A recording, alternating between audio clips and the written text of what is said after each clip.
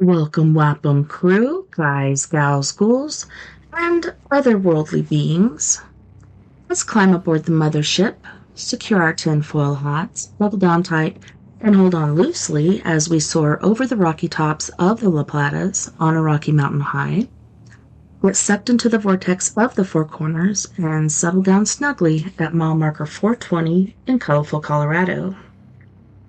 I'm your ghostess, TessaTNT, broadcasting live from the Mile High Clubhouse tonight. Good morning, good afternoon, and good evening to you, and welcome to We Are Paradox Media's Late Night in the Rockies. It is an honor and a pleasure and a privilege to have you hanging out with me on the airwaves tonight. If you want to listen in your free time, whether you're working it, or working out, you can listen to me on Spreaker.com and wherever else you listen to your broadcasts and podcasts. I almost said codcasts. So tonight is story time with me, TessaTNT. We didn't get to do that last weekend, so we're going to do that right now. And this is going to be a different experience for me because I have never had a book on my computer. It's super cool.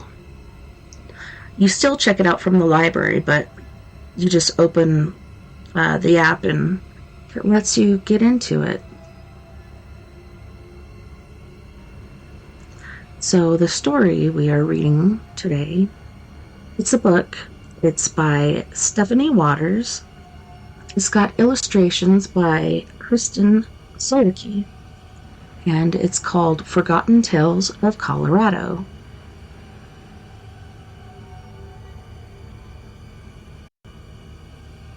I wish that Spreaker was live still, because then I could ask you guys if this background music is too loud. I'm just going to turn it down a smidge, just in case. All right.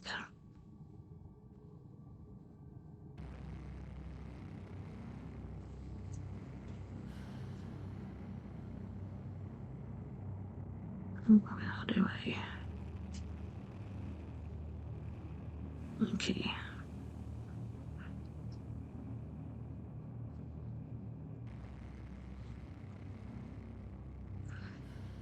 On the inside it says, Two Survivors and the Misfits.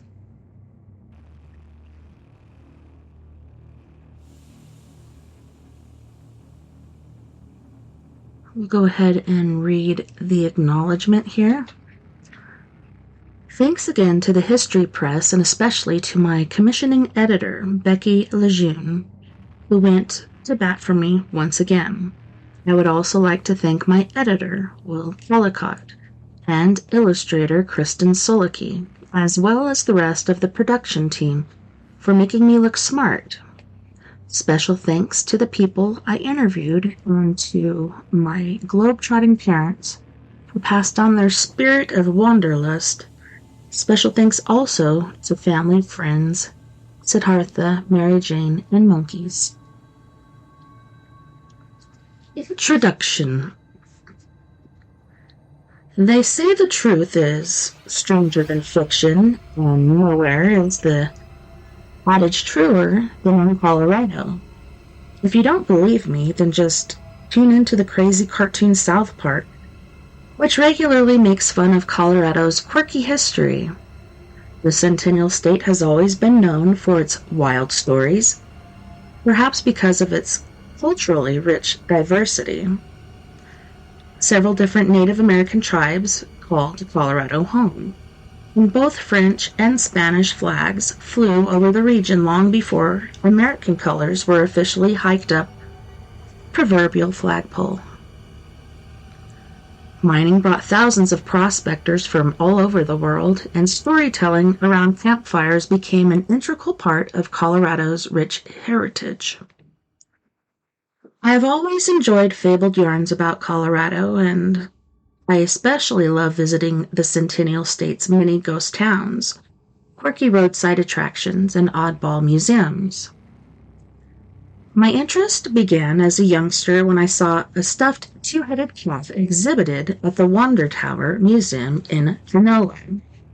Like my dad, I prefer blacklining it on old forgotten highways whenever I take road trips. I laughed my head off the first time I heard of Oh My God Road. I thought the guy at the Idaho Springs gas station was just pulling my leg. It wasn't so funny when I actually traversed the high-altitude roller coaster ride from hell. Last August, I was blacklining it with my Rottweiler and Maltipoo when, horror of all horrors, I broke down in the middle of nowhere. I didn't have cell phone service or a spare tire, but I figured I could always eat my dogs, if I really had to. It was getting dark when I happily spied lights off in the distance. My salvation was a little garage called, of all things, the Bloody Knuckle. Stranger still was the fact that the mechanic actually recognized me. Travis looked me up and down and then stared me straight in the eye and asked if I had ever been to America's Most Wanted. Oh, been on America's Most Wanted. I thought he was joking, but he never batted an eye. Then the mechanic asked if my name was Stacy something, and I teased, only if you don't have a warrant. The mechanic's wife, who introduced herself as Wicked Wanda, also seemed to know me from somewhere. After a moment, she cautiously asked if I was ever at Sturgis. I had to admit that I was 30 years earlier, adding that I was a much younger man back in those days. The motorcycle mama ignored my joke and then hesitantly asked if I was a writer. Needless to say, I was so shocked you could have pushed me over with a wet noodle. I was surprised to learn that the couple had gone on one of my haunted history tours and had read both of my books. I basked in the glory of fame for a brief moment, but tried not to let it show. I told the young couple that I was about to get another book for the history press to be called Forgotten Tales of Colorado. I excitedly explained that the book would be a compilation of amazing stories from long ago and would be kind of like a pulp tabloid for history geeks. To prove the stories were factual, I planned to include original newspaper headlines whenever possible. I added that this book, like my others, would also include a cheaper chapter about mad dogs and naked ladies because everyone knows that sex and violence sell. Travis went to tow my truck back to the Bloody Knuckle while Wanda showed me around their old homestead. When he returned, we joined him in the garage with beer and popcorn. We really enjoyed sitting around the warmth of the old pot-bellied stove while Travis patched my tire and told stories about his pioneer ancestors who homesteaded the property. The garage was piled high with rusted mechanical parts from everything from old cars to unique washing machines. Antique. The crafty mechanic had soldered some of the scraps together to create some rather interesting artwork. Especially enchanting was a life-size grizzly bear made from recycled bicycle parts. After a while, I noticed a mounted taxidermy head hanging high on the garage wall that looked like some kind of a weird horned jackrabbit. Travis explained that the elusive creature was known as the jackalope and told of how his great-great-granddaddy shot the prize critter near the Platte River long ago. The couple then kindly invited me to go jackalope hunting with them the following weekend. I regretfully declined, saying that I had to get started writing my next book, but thanked them for the hospitality, warmly adding, "We will always meet the nicest folks in Colorado." I hope you enjoy reading this collection of Forgotten Tales of Colorado as much as I did researching and writing them for your pleasure. So jackalopes aren't real. And I laugh because I've seen them in gift shops and stuff. Um, I'm surprised he didn't tell them that. But I don't know if you guys have seen on the news. There are rabbits hopping around Colorado with these horn or tumor-looking things growing on them. Oh, it's so freaky. And it's some sort of virus that they get. I think it's a little rabbit STD. It's pretty gross. Supposedly humans can't get it, but I'm not quite so sure.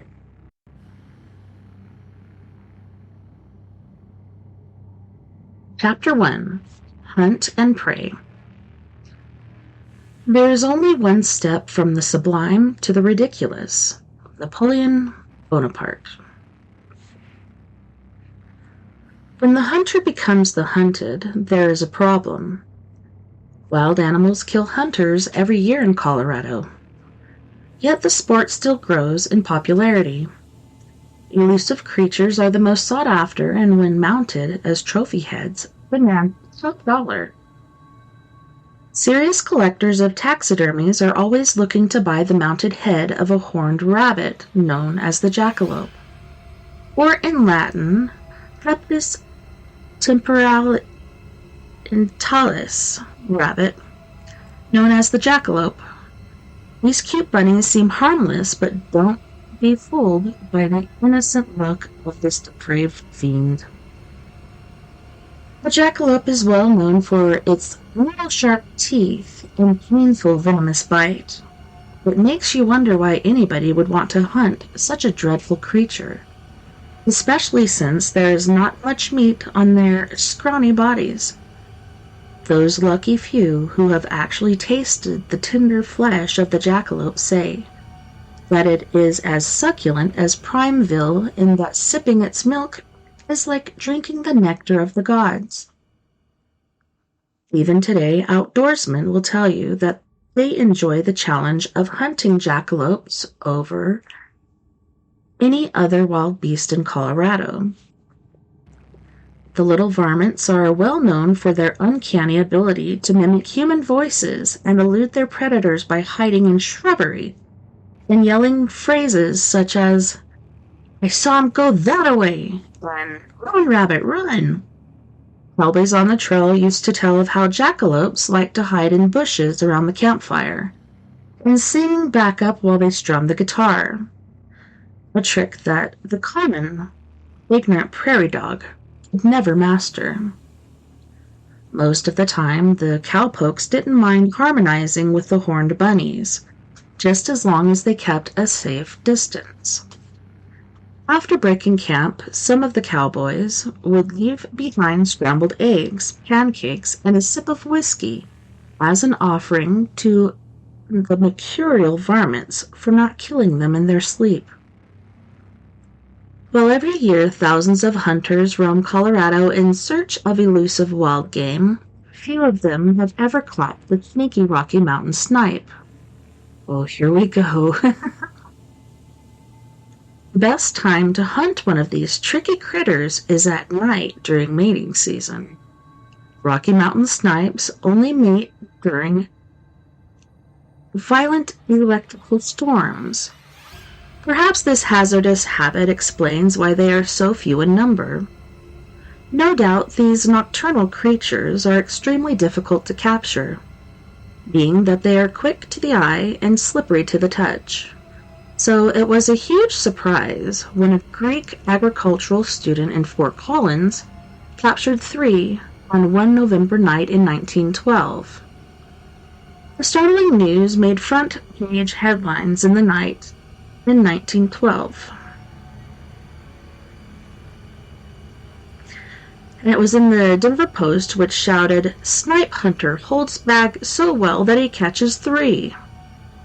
Alonzo Paglito was just off the train when fellow students harangued him into trying out the popular American sport of snipe hunting. Considered to be a rite of passage, snipe hunting was sometimes used to initiate greenhorns into fraternities and other secret societies. Needless to say, being invited to a snipe hunt was a tried and true honor. Snipes belong to the weasel family and are said to resemble large ferrets. Snipes stink to high heaven but are easily skinned and make for good eating. With just a little patience, Rocky Mountain snipes are relatively easy to catch, but hunts can go on all night, and most folks give up long before sunrise. A hunting license is not required to catch a snipe, but you will need a gunny sack, baseball bat, and lots of patience. Initiates are instructed to hold the bag open while the more seasoned hunters round up the snipes by beating bushes and shooting them in the appropriate direction. After a snipe is bagged, the initiate whistles for the others, and then everyone goes to his house for breakfast to enjoy the fresh game. Sadly, snipe hunting is not always fun and games. An article in the Aspen Daily Times reported about a horrible incident with headlines that shouted, "Joke ends in tragedy. Several men participate in practical joke. Victim sought revenge and was fatally shot." Wow. That's not good. I was asked for snipe hunting. I almost fell for it, but they couldn't help but to laugh. I don't know. They totally gave themselves away.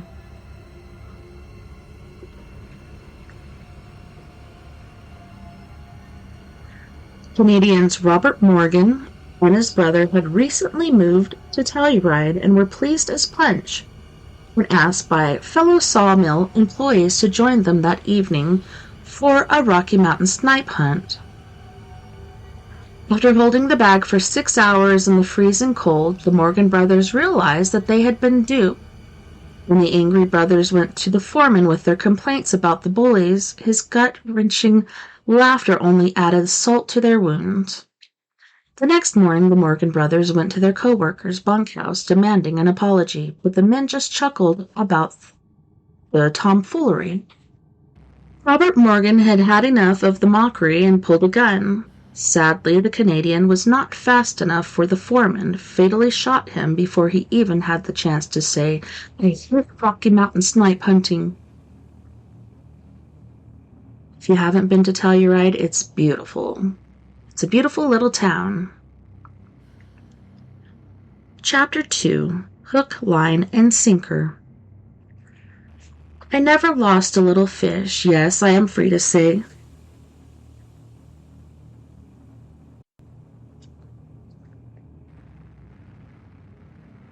It was always the biggest fish I caught that got away. Eugene Field, our biggest fish. Anglers are well known for telling whoppers, especially in Colorado, where seasoned fishermen never let the truth get in the way of a good fish story. One funny tale holds that during the winter of 1877 through 78, prospectors in the mining camp of Leadville ate so much venison that tallow stuck to their tongues, and even piping hot coffee or hard liquor couldn't wash it away. The best men set candles on their heads, which melted the fat but caught their hair on fire, leaving them as bald as babies. Thankfully, a Southern solicitor called himself the Miracle Man came to town proudly sporting a bountiful crown of curls. Oldster accredited his youthful appearance to a powerful hair-growing tonic that he had invented. 3 weeks later, the miners were as happy as pigs in mud when hair sprouted on their shiny noggins. One fateful morning, the Miracle Man was making a delivery and accidentally fell into the river. Several jugs of the Wonder Tonic broke, and before you know it, fishermen started catching fur-bearing trout. That would be really gross. Savvy anglers caught barrels of furry fish by using barber poles instead of standard fishing rods. Fishermen propped fake barber poles in the river and sang of free haircuts. Needless to say, the insidious scheme worked, but when mining tailings began clouding the water, Furry fish could no longer see the barber poles, and most of them eventually died off. Every once in a while you can still hear fishermen brag about catching furry trout, but they always seem to get away. Fishing was never easier than it is in Cripple Creek on August 25, 1911, when thousands of tiny fish fell from the heavens and splattered over the Union baseball field. Luckily, a fish storm happened during the seventh inning stretch, and young whippersnappers were more than delighted to scoop up the guppy-sized grounders. According to the Colorado Springs Gazette, a carpenter living across from the ballpark collected over 4 bushels of fish from his yard and took them to Mayor F.A. Hassenplug, who just so happened to be an authority on such matters. After examining the mysterious bounty, the mayor determined that the fish were from the Tesco family, a saltwater species from the Pacific Ocean, and surmised that they were amazingly drawn up and carried into the clouds for thousands of miles before making a crash landing on the baseball field. Folks in downtown Colorado Springs were hardly impressed with Cripple Creek's crazy fishing story, probably because they were used to catching whoppers at home. A veritable angler's paradise was created in the old North End neighborhood when water from Fountain Creek was pumped into irrigation canals that ran from parallel with residential sidewalks. After a sizable rainfall, these canals would often overflow onto lawns. Such was the case on Wednesday, July 2, 1919. When the Gazette headlined, 3-pound fish on minister's lawn proves season's best fish story. Dr. Garvin, who resided in Cascade Avenue, remarked how surprised he was when a 19-inch rainbow trout volunteered to make him breakfast by literally swimming up to his kitchen door. He quipped that he had been fishing several times that summer, but that it was the first time he caught anything big enough to sink his teeth into. The doctor knew no one would believe his good fortune, so he showed his prize to the next-door neighbor before frying it up in cornmeal and butter. According to the article, finding fish in the irrigation canals was quite common during the turn of the century, and in 1905 the slippery critters were so plentiful that they actually clogged the Evergreen Cemetery water hydrants. The most surprising fish story has to be with prospector Joseph C. Jones, who moved into the territory in 1859 when he was just a pup. Like many others seeking riches during the Pikes Peak or Bust Gold Rush, Jones settled in Colorado City, where he could prospect nearby. At the age of 43, the lifelong bachelor had saved $200 to purchase prime mountain property. On August 1, 1873, Jones christened the new township Jones Park, which included most of the eastern and southern slopes of Pikes Peak. I got stuck in a snowstorm, four-wheeling on Pikes Peak. It was crazy. We just got off the four-wheelers and took a break until we could actually see in front of us. Luckily, it didn't snow for very long. I was starting to think hopeful thoughts.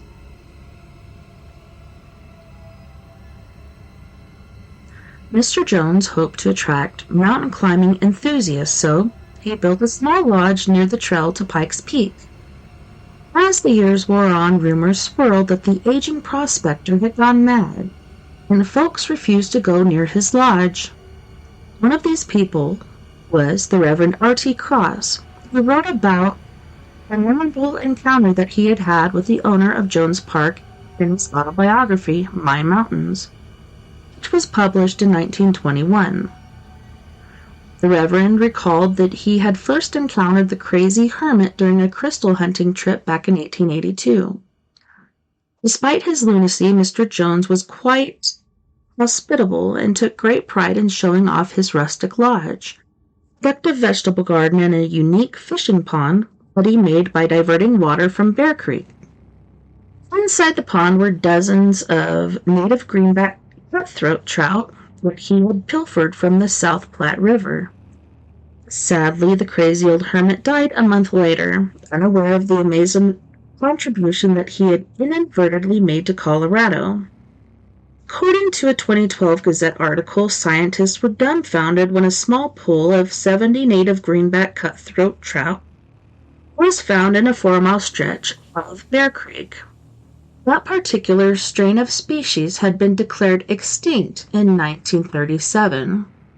Researchers compared DNA from gill clippings of the Bear Creek trout with historic samples and agreed that the crazy old fishermen of Jones Park helped save the species from extinction, and that, my friend, is no fishtail. It's pretty cool. In 1889, the National Fish Hatchery was established in Leadville, Colorado. It is the second oldest operating hatchery in the United States. Each year, the hatchery, along with Colorado Division of Wildlife, stocks over 160,000 catchable trout into Colorado reservoirs. What? I wonder if they go to all of them, because I haven't had any luck the last year at any lake that I've gone to. The historic hatchery also offers interesting tours. For more information, please call 719-486-0176. And if you have little ones, and this is my personal opinion, take them to the hatchery because they have places where you can walk around and feed the fish pellets and stuff. Kids love it. Chapter 3, Holy Wonders. God performs in a mysterious way his wonders to perform. God performs in a mysterious way his wonders to perform. Okay. And that was by William Cowper. The name Colorado was chosen in 1861 by territory congressmen and is said to be Spanish in origin, meaning colored red. The Centennial State has always been described as colorful. Home to bright red rock monoliths, majestic purple mountains, azure skies, and electric orange sunsets. Catherine Lee Bates was so enraptured by the view from Pikes Peak that she later penned the spine-tingling anthem, America the Beautiful. The natural beauty of Colorado is truly awe-inspiring, from its snow-capped mountains to the windswept prairies. The American Indians believed that Mother Nature was sacred, and especially beguiling were the plentiful mineral springs that miraculously bubbled from lakes, rivers, and streams. One legend tells of an Indian chief on his deathbed who was ready to hang up his tomahawk but was miraculously healed after soaking in the mineral waters of hot sulfur springs. Chief Ouray also enjoyed a good hot bath now and then, and perhaps that is why his favorite mineral pools became known as Ouray Hot Springs. From there, it's awesome. The place I went to was at a hotel. I was a teenager at the time. And I went with my friend and her parents. We stayed the night there, but the place they had was like a cave, and it had the hot springs in it. And it was during the winter, so that was really, really cool.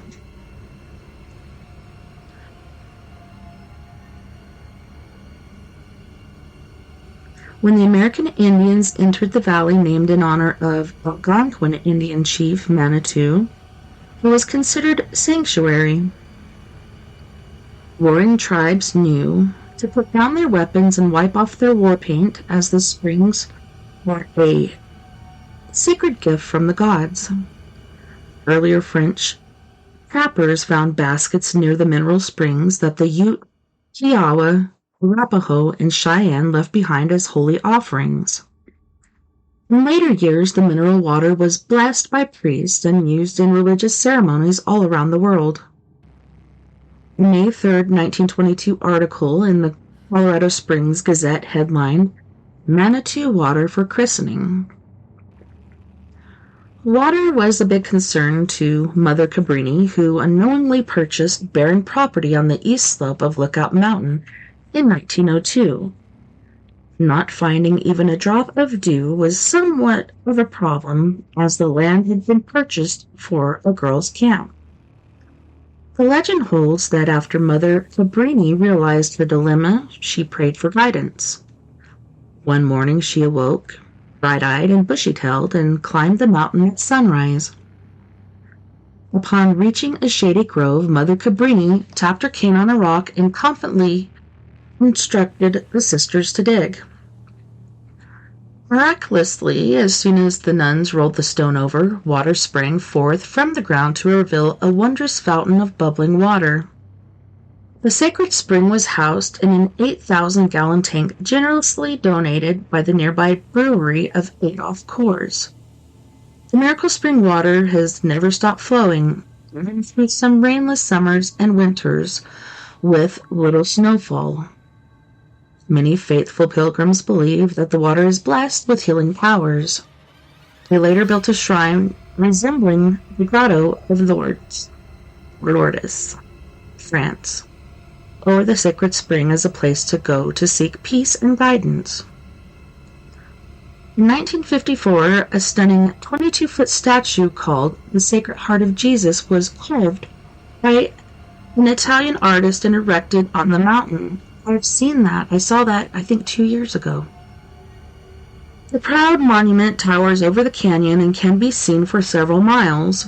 According to Jan Murphy's intriguing book, Mysteries and Legends of Colorado, true stories of the unsolved and unexplained, Mother Cabrini once wrote a letter to her former home in Italy, read in part.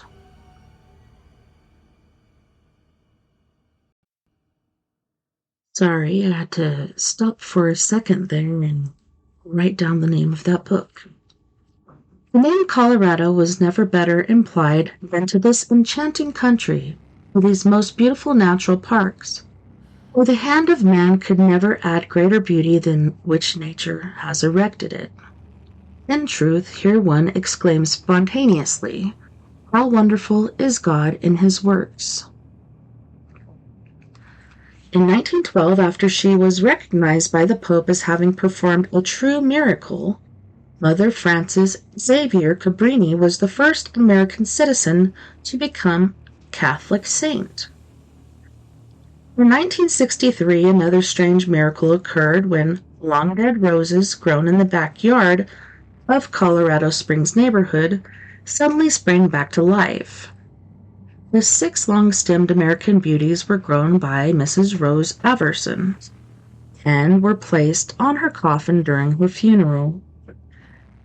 After the services, Rose's adult children each took a keepsake rose and thought nothing more of it. Mysteriously, 10 days later, all 6 roses sprang back to life, more radiant than ever before, and the family was convinced it was a true miracle from God. Arverson children were so impressed that they built a backyard shrine to their mother and opened it to the public. Arverson Shrine of the Miracle Rose also featured life-size statues of Mother Mary, Jesus, and several pious saints. Word quickly spread near and far, and the shrine became infamous in tabloid newspapers such as the National Enquirer. The Miracle Shrine was even the topic of conversation around the dinner table at the White House. In fact, President Reagan wrote the Arverson children an impressive letter commending their efforts. In October 1986, the Colorado Springs Gazette headlined, "Springs Woman Believe Their Mom a Saint." Folks from all over the country made pilgrimages to the Arverson Shrine, hoping to be healed by holy roses grown from the Miracle Garden. Hundreds of people claimed to have been healed by the Arverson roses. Those who could not make the journey were sent rose petals in exchange for a small donation. Half a century later, the backyard shrine is still open to the public, although the roses are now strangled by weeds, and the saints don't stand as erect as they once did. children of Rose Averson was hoping to have their mother beatified, but their dreams never came to fruition. Perhaps it was a good thing that she was never granted the holy title. After all, there is no doubt that all moms are saints, but would you really want one who has actually been canonized? The Ave Maria Shrine is a small stucco chapel that is perched on the side of a mountain overlooking the quaint village of Trinidad, Colorado. The legend of the Holy Monument holds that in 1908, Dr. John Otzi left the San Rafael Hospital during a snowstorm hoping to make it home before dinner. Oh, I read this story in a different book. It's too sad. Tragically, the blizzard worsened, causing his horse and buggy to careen into a ditch. As the snow deepened and the sky darkened, the good doctor knew that he needed to find shelter. Epsy wandered for hours, but was unknowingly moving in circles. The doctor feared that death was imminent, yet he continued to mumble prayers fervently, hoping for a miracle. Just then he saw a mysterious light off in the distance. Dr. Epsy took a leap of faith and struggled toward the radiant beam, which led him to a protective alcove. Miraculously, inside the niche was a glowing candle flickering beneath a statue of Mother Mary. Dr. Epsy hovered close to the holy relic throughout the bitter cold night and was grateful to be rescued early the next morning. Years later, the Ave Maria Shrine was built to house the statue of a Blessed Mother on the very spot where Epsy found it. Lo and behold, yet another miracle happened in Trinidad during the summer of 1866 when George Simpson and his young daughter were being chased by the Indians but managed to elude the savages by ducking into a cave overlooking the village. When their lives were spared, Simpson declared it to be a profound miracle and later told his wife that when the time came, he wanted to be buried on the mountain that saved his life. 20 years later, George's wish was granted, and when his daughter died 2 years after him, she too was buried on a spot now called Simpson's Rest. I guess you could say that many miracles have occurred in the southern hub of Trinidad, especially at the formerly mentioned Mount San Rafael Hospital. The historic hospital is famous for more than its location next to the Holy Ave Maria Shrine. Believe it or not, Mount San Rafael has performed more sex change operations than any other hospital on the planet. It's uncanny to think that the ancient village of Trinidad, with its charming ivy-laced cottages, white picket fences, and worn brick lanes, is now known as the so-called sex change capital of the world. But, like they say, God works in mysterious ways. The Trinidad History Museum is a must-see. For more information, please call 719-846-7217. Chapter 4, Mad Medicine. There are some remedies worse than disease. This is by Publilius Cyrus. Several early physicians in Colorado made medical history. Dr. Rice of Twin Lakes was known for making house calls from his traveling cabin. The doctor built his office on a sled, which was complete with a pot-bellied stove with a rusty smoke pipe that twisted out of the roof. The good doctor steered his ski house through an opening in which his horses were reined. In Telluride, Dr. George C. Boulderson saved his own life by removing his appendix after realizing that he was the only man in town qualified to do the job. Could you imagine? That is terrible. Brock Bailey of Montgomery was known for preserving a man's head in a glass jar that was proudly displayed in his office window. What the hell?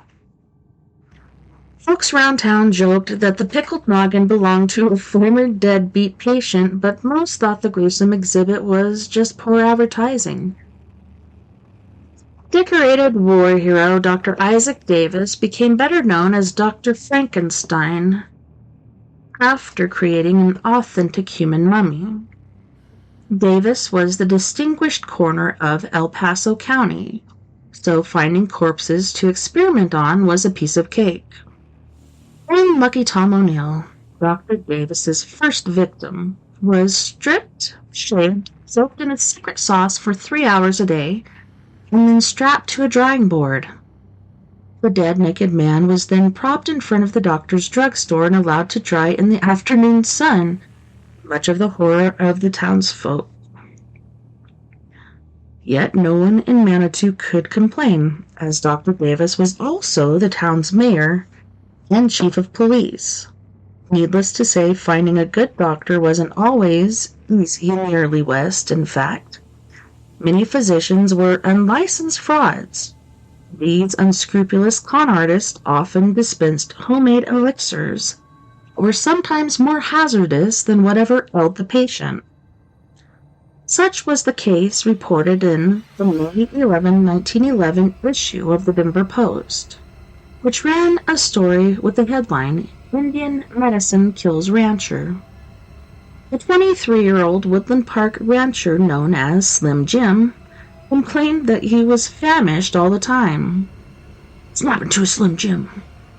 Jim ate like a bear, but wasn't skinny as a string bean.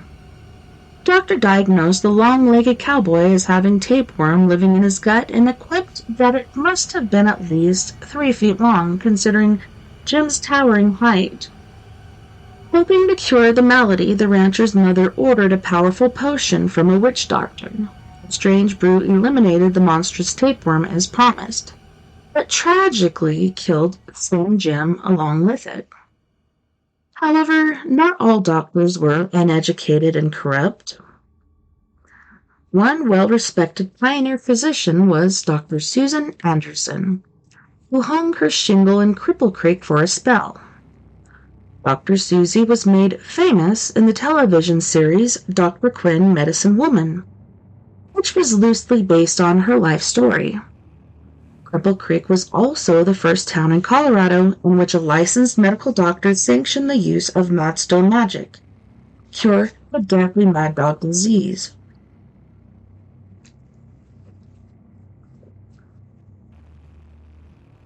The story begins in 1898 when neighbors in Colorado City were worried about Jesse James and his dirty deeds. Jesse James was a mutt whose owners kept with the tradition of naming a good dog after a bad man. Jesse, however, was not anywhere close to being good. In fact, he was just bad to the bone. The vile creature frothed at the mouth, jumped tall fences, demolished flower beds, killed cats, and stunk to high heaven. The dog's weary owners tried everything they could think of to keep the hapless hound from wandering. They even went to the drastic measure of putting gunpowder in his food, but that only gave the mutt terrible gallus. I heard it also makes the dogs meaner. Eventually, the dog's tail was cut off and nailed to the back gate. Even that old hillbilly trick failed to domesticate the calamitous canine. I would actually run away if I were him. Mrs. Glenn Cameron was particularly leery of Jesse James, as the dog often lurked behind her back fence. One fateful afternoon, the savage beast hit the school teacher when she tried to stop him from fornicating with her poodle. Mrs. Cameron scrubbed the wound clean, but still worried about the injury. As a safety precaution, the young woman procured a snippet of hair from the dog that bit her and gulped it down with a teaspoon of turpentine, hoping beyond reason that the ancient folk remedy would work its magic. Ugh. The next morning, when the teacher awoke with a milky white tongue and a high fever, she feared the worst. Mrs. Cameron knew the early symptoms of mad dog disease and was convinced that she needed a madstone to save her life. Madstones were found in the bellies of grazing mammals, and the most powerful came from an albino deer, also known as a witch deer.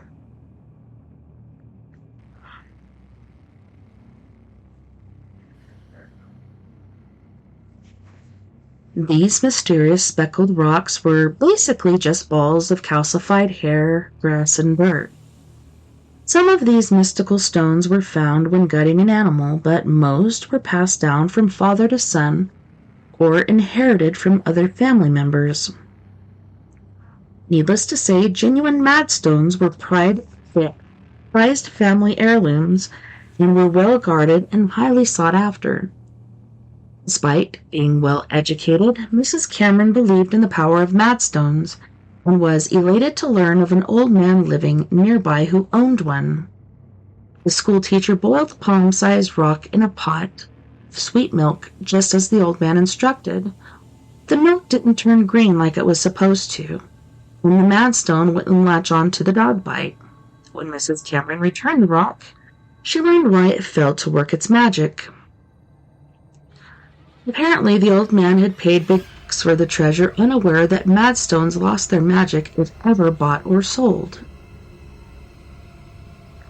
Thankfully, the desperate schoolteacher heard about a medicine woman in Cripple Creek who owned a mighty powerful madstone. Mrs. W.S. Driver met Mrs. Cameron at the train station and then rushed her to Dr. Denny, who was already boiling the madstone. Once the milk turned green, the hot rock was placed onto the gaping wound. Within seconds, the porous stone latched onto the infected bite and suckled like a newborn babe. Believe it or not, that darn madstone remained suctioned to Mrs. Cameron's hand for 3 days and would not come off even while sleeping, eating, washing dishes, or bathing. On the 4th day, the mysterious rock suddenly rolled to the floor as if it were gorged and exhausted. Dr. Denny was called to do a physical examination and proclaimed Mrs. Cameron was as fit as a fiddle. Word of the strange poison-sucking wreck spread near and far, and the townsfolk were both relieved and amazed that the crazy treatment actually worked. On November 2nd, 1898, the Colorado Springs Gazette-Telegraph performed an investigation on the strange incident and reported its results in an article headlined, "Authenticated Case of a Cure with Madstone." Mrs. Driver claimed that she had inherited 6 magic stones with various healing powers, and noted that it was the first time she knew of a madstone being used in Colorado. A few years later, she used a madstone in Arkansas when a wild dog bit an old man and his cow. She treated the oldster with a madstone, and he lived, but the poor heifer died the very next day. The experience convinced her of the stone's magical powers. It was all the proof the medicine woman needed. The newspaper concluded the jaw-dropping story by quoting Dr. Denny as saying, "I believe in them madstones. This, my first experience with that black object, stone, or whatever it may be. I wanted to test those so-called madstones, and I can tell you now that I am satisfied." So just remember that if you ever happen to be snooping around Granny's attic and stumble across a block of speckled black rocks, you may have just found family jewels. For more information on haunted history tours of Lake Colorado City, please contact Colorado Ghost Tours at 719-685-2409.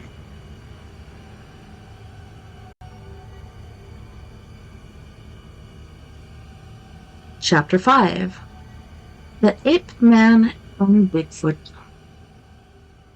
Man is equally incapable of seeing the nothingness from which he emerges and the infinity in which he is engulfed. Blaise Pascal. Most people will agree that there is more in the world that we don't understand than what we do. This was certainly true in Fairplay, Colorado, where legends of a wild ape-man creature haunted folks for many years. Rumors were that the mysterious half-man, half-beast hunted wild game in the dense forest at night. Several witnesses had seen the elusive creature and believed it to be an old woman's exotic pet. Sheriff Richards didn't accept any of the hogwash, but when tensions mounted, he felt obligated to perform a standard investigation. In the summer of 1928, the sheriff went about the county interviewing folks about the strange creature until he finally ended up at Widow Biller's expansive ranch. The reclusive Mrs. Beeler was sitting on her front porch when the sheriff arrived but didn't speak much or offer assistance in his search. When the lawman went around to check of the house, he was puzzled to smell a foul odor and hear noises coming from a stone shed. The lawman suspected that a skunk might be stuck inside and braced himself before looking in the window. However, nothing could have prepared him for what he was about to see next. Staring right back at him was a wild-eyed man-beast, shackled to the wall. The hairy creature growled fiercely and rattled the chains, which caused the frightened lawman to nearly wet his breeches. Mrs. Beeler walked up and tearfully explained that the wild man was actually her 45-year-old son, adding that imprisonment was the only way that she knew to control him. The old woman cooed that he was a beautiful baby, but turned like sour milk once he reached puberty. She then grimly added that her boy hadn't worn any clothes or had a bath in over a decade. The sheriff almost laughed when Mrs. Beecher told him that the wild man's name was Harry, and newspapers all across the country had a field day with the strange story. On August 22, 1928, Denver Post stunned its readers with the freaky headline, "Mother Fears Ape Man." The sheriff's investigation was a godsend, and Harry the Ape Man was sent to Pueblo State Hospital, where he got a much-needed shave and shower. Mrs. Beeler was never charged for imprisoning her wild teenager, and she received an outpour of sympathy from understanding mothers all across the country. Even though this particular account of the Ape Man was explained, many others never were. In October 1922, the Salt Lake Telegram headlined an interesting article with a caption that frightened folks in Utah. Weird tales of wild creatures seen in Colorado.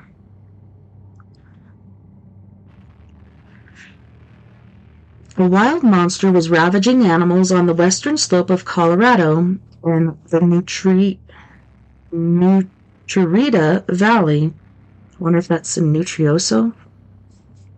According to an eyewitness, the hairy creature had large, fiery eyes flashed from beneath a heavy brow. The strange beast hunted wild game at night, and the gruesome evidence of half-eaten carcasses often littered the mountainsides in the mornings. When game was scarce, the wild man began devouring domestic animals, much to the horror of local ranchers. The beast raided smokehouses, gardens, cellars, chicken coops, and barns, and devoured everything, including guard dogs. It appeared that no living thing was safe from the creature's volcanic appetite, and everyone began to fear the mysterious tyrant. Finally, a few ranchers declared war. Plans were made to capture and sell the wild ape man to the circus. The Aspen Daily Times reported in July 1904 with a blaring headline that warned, "Wild man in Taylor Park. When he stands upright, he is 7 feet tall with a long hairy mane." According to the article, several well-known ranchers cornered the wild beast and tried to lasso him into a cage. The creature managed to elude them and escaped into the hills without a trace. The Northern American Indians passed down legends about an immense half-man, half-beast with long, shaggy arms, calling him Sasquatch. Other American Indian tribes across the United States also told similar tales about the mythical ape man, and in the South he was known as the skunk ape. Some legends told that this wild monster survived on human flesh, while others told that the creature was not an animal at all, but actually a benevolent being from another spiritual realm. According to local legend, even the famous Scout Kit Carson reported seeing the elusive creature in Park County but didn't know what to call it. It was not until the 1950s that the term Bigfoot was officially coined to describe the mysterious creature. Identifying and then agreeing on the name was the first step in trying to understand the misunderstood monster. Those who seriously study the Bigfoot phenomenon call themselves cryptozoologists, and some argue that perhaps the ape man and Bigfoot are one and the same species. Bigfoot legend is so popular in Colorado that when you drive up Pikes Peak, you just might notice a sign warning that the area is home to the legendary monster. Average tourists might just scoff at the Bigfoot crossing signs, not realizing that they are not a joke. On December 7th, 1992, the Colorado Springs Gazette featured an article about Bigfoot sightings in the Pikes Peak region. The article was headlined, "Bigfoot is one of life's mysteries." According to the article, there were quite a few folks in the Pikes Peak region who had encounters with Bigfoot, and one Green Mountain Falls resident, Dan Messias, had even acquired actual proof of its existence. One night in July 1988, Messias was awakened by a loud noise and saw two ape-like creatures running by his cabin window. The next morning, he photographed several extra-large human-like footprints that were left behind in the snow. Curiously, one of the creatures actually snagged his hairy hiney, leaving a hunk of black fur stuck in a screen door. Professional lab results concluded that the hairball was of an unknown primate and could not be identified with any creature on the planet. Over the years, the retired researcher has spent thousands of dollars rigging special infrared cameras to various trees around his property and claims to have captured several photographs of Bigfoot, as well as hundreds of other unexplainable pictures. For the past 25 years, Messias has worked tirelessly to shed light on the ancient mystery, and he firmly believes that his property is located on some sort of paranormal portal through which Bigfoot travels into other dimensions. Messias has been featured on CNN, Unsolved Mysteries, Animal Planet, and national radio programs as well. Cripple Creek Museum docent Leon Drew is another resident of the Pikes Peak region who is a confirmed believer in Bigfoot. In January 2010, Mr. Drew spotted what he called a juvenile Bigfoot crossing Highway 67 near Gillette Flats, and then again in the same place the following year. Just last spring, the nature buff was hiking in the Pikes Peak National Forest when he briefly came face to face with what he described as a large female Bigfoot. And now he never goes hiking without a camera. Leon didn't believe in Bigfoot before, but now thinks the mysterious creature could possibly be the missing link of human evolution. Mr. Drew is so convinced of his theory that he has begun sponsoring annual Bigfoot conventions in Cripple Creek, where like-minded folks from all over the country gather to share evidence and discuss the science of cryptozoology. No matter what you believe about the mysterious ape man, one thing is for certain: the legend of Bigfoot is still alive and well in Colorado. For more information on Bigfoot, please contact Pikes Peak Zoological Research at 719-422-3668. Well, on that note, boys and girls, it is time for our first music break, where we have Mr. Jeff Hilliard. Where the heck did it go?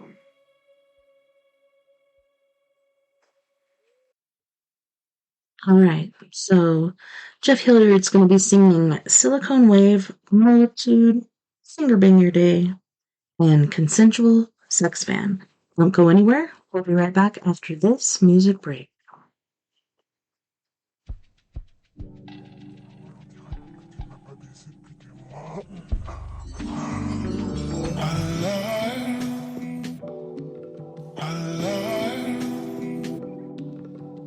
I just got a package, I can't wait to get home. I spent all day tracking the shipment of my phone, all that she was lacking. I ordered custom, I can't wait to get some. Take it to the bedroom, bitches always nagging. Now I got the air, I send the bitches packing, going my way. I have a new attraction, don't care what you say, it's better in every way. Now baby, it's time to play, we're gonna make us a tape and show everyone the way. Cause I'm going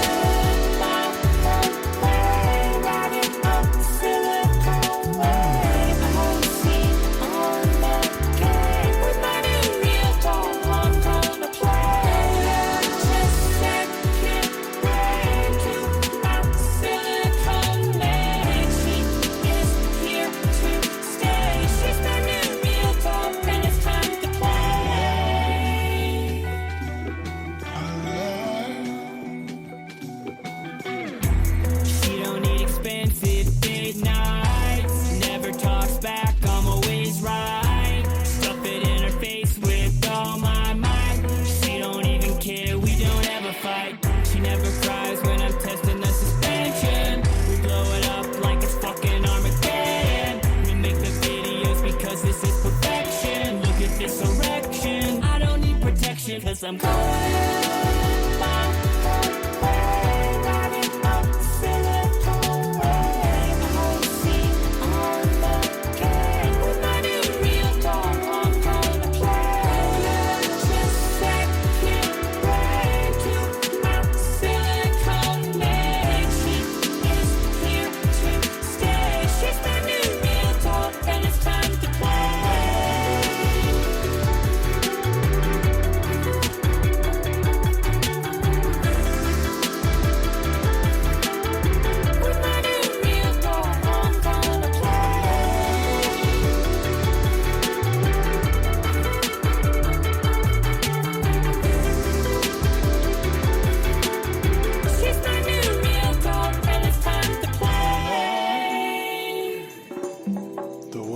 dreams. Voulez-vous coucher avec moi? Fais-moi l'amour. Je suis amoureux. Je pense toujours. Enchanté. Tu es charmant. Ma chérie. Tu es Mon charmant. Ils étaient le nipple. Tu es chaud. Fais-moi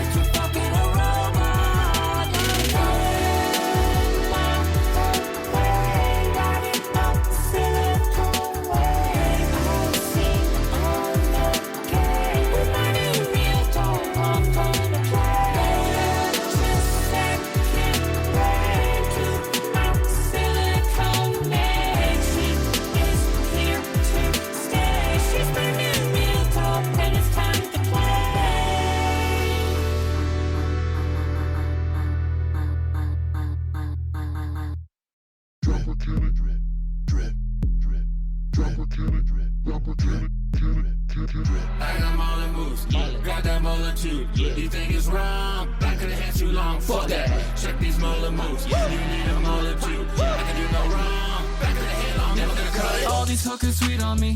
Look at them chasing me, showing me that ass. And I bagged up to snatch. I do this shit for free. Go down your mom till 3. She's taking selfies with the mullet like it's history. How can I maneuver you with that pussy, dude? You sit like Buddha waiting on it to come to you. My lines are straight to the point. She shows me gratitude. So what's your latitude? Let's adjust your attitude. Head with a alligator, double dually Lamborghini. All up in a silly little yellow bugger top. dot bikini. I got molar moves, I got that molar too. You think it's wrong? Back of the head too long. Fuck that. Alligator double dually Lamborghini, all up in a silly little yellow polka dot bikini. Check these molar moves, you need a molar too. I can do no wrong. Back of the head, I'm living cut it. Alligator double dually Lamborghini, all up in a silly little yellow polka dot bikini. You're like the butt of a butter not cutting up panini. So climb back in your kangaroo pouch like a rolling genie. These moves are hot, these locks I got. This power cannot be disputed and it can't be bought. So you can find me in the studio with all these thoughts. You wanna bite my style, but you can't be what you're not, neighbor. I got molar moves, I got that molar too. You think it's wrong? Back of the head too long. Fuck that. Check these molar moves. You need a molar too. I can do no wrong. Back of the head, I'm gonna cut it. Got that motherfucking molar head.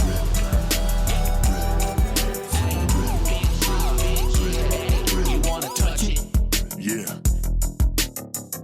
Next time you come around here with your bitch ass, just remember how my mullet makes your hoes pussy drip, drip, drip. I got molar moves, I got that molar too. You think it's wrong? Back of the head too long. Fuck that. Check these molar moves. You need a molar too. I can do no wrong. Back of the head, I'm never gonna cut it. I got molar moves, I got that molar too. You think it's wrong? Back of the head too long. Fuck that. Check these molar moves. You need a molar too. I can do no wrong. Back of the head, I'm never gonna cut it.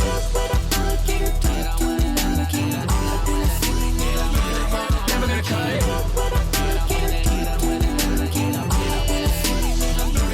Never gonna cut it. Drip, drip, Molar moves. Just a molar, bitch. Molar moves. drip, drip. Molar moves.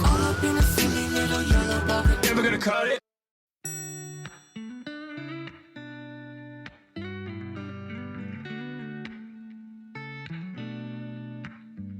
When your life is a never-ending train wreck, and you feel like you're drowning in a sea of regret, with a bit of oppression pressing down on your neck, it hurts so bad.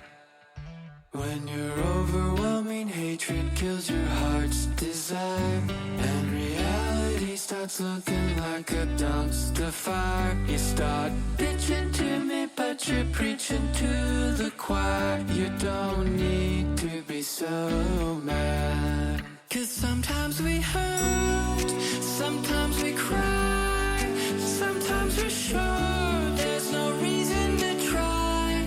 When the whole world goes completely insane, open your heart, stand up and sing. I'm gonna finger bang my day. Yeah, yeah, I'll finger bang my day. That's right. You gotta make the choice to give it all you've got, and make your day long with pleasure, really make it hot. Because your day deserves a lover that pulls out the stops. Come on, it's not so hard. 'Cause sometimes we hurt, sometimes we cry, sometimes we're sure there's no reason to try. When the whole world blows up in our face, what else could we do but stand up and sing? I'm gonna finger bang my day. Yeah, yeah, finger bang my day.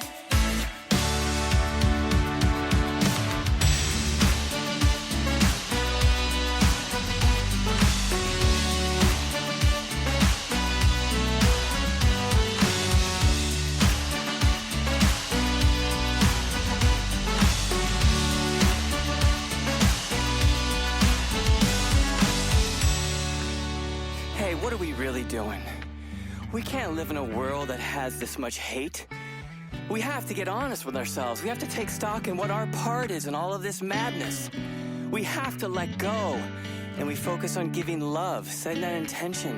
And each and every single one of us gets up every day with the intention to give love.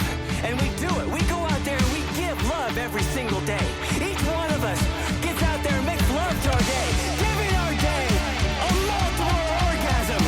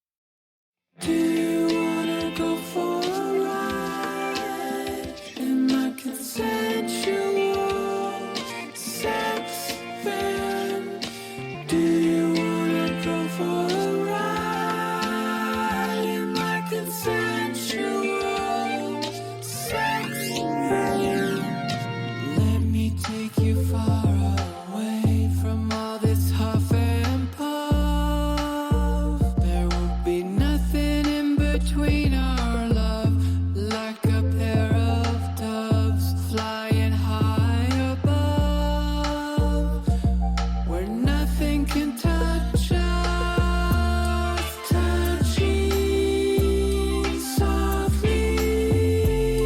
Don't let me go, I won't let you go. This is eternity with me, baby. Do you wanna go for a ride in the consensual sex van?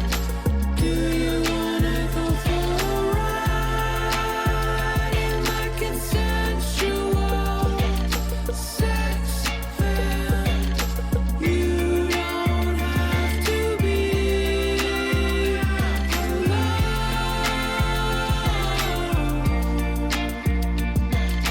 Come with me. Magic, healthy laughter, boundaries, space, unknowing mutual consent, passion, happily we'll be bearing our souls, naked by the sea. We'll breathe the clean air. We'll be living, laughing, loving forever.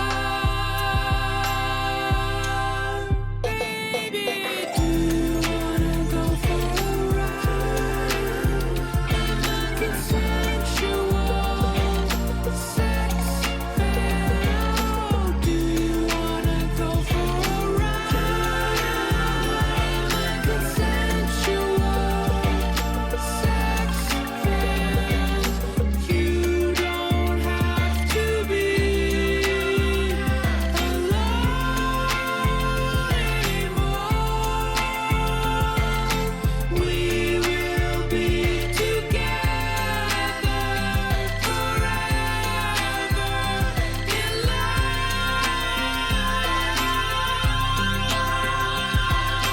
Do you wanna go for a ride? Do you wanna go in my consensual? Let's go.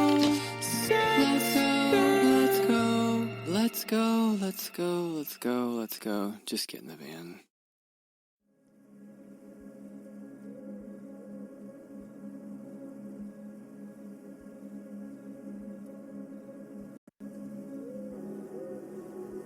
Welcome back, and thanks so much for hanging out with me tonight on We Are Paradox Media's Late Night in the Rockies. Tonight we have been reading about ghost stories and legends. Let me pop over there really quick. I just want to make sure this music isn't too loud.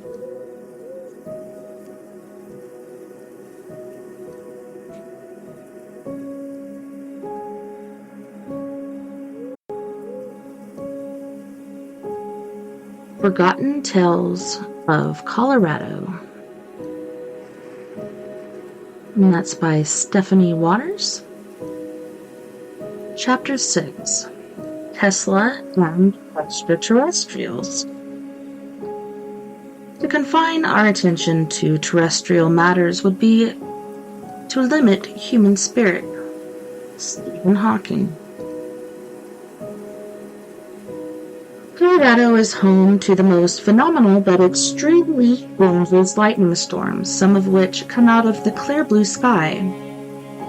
I don't know if you guys heard about those 2 hunters that went missing here in southwest Colorado, but it was the lightning that got them. Oh, let me check the volume again.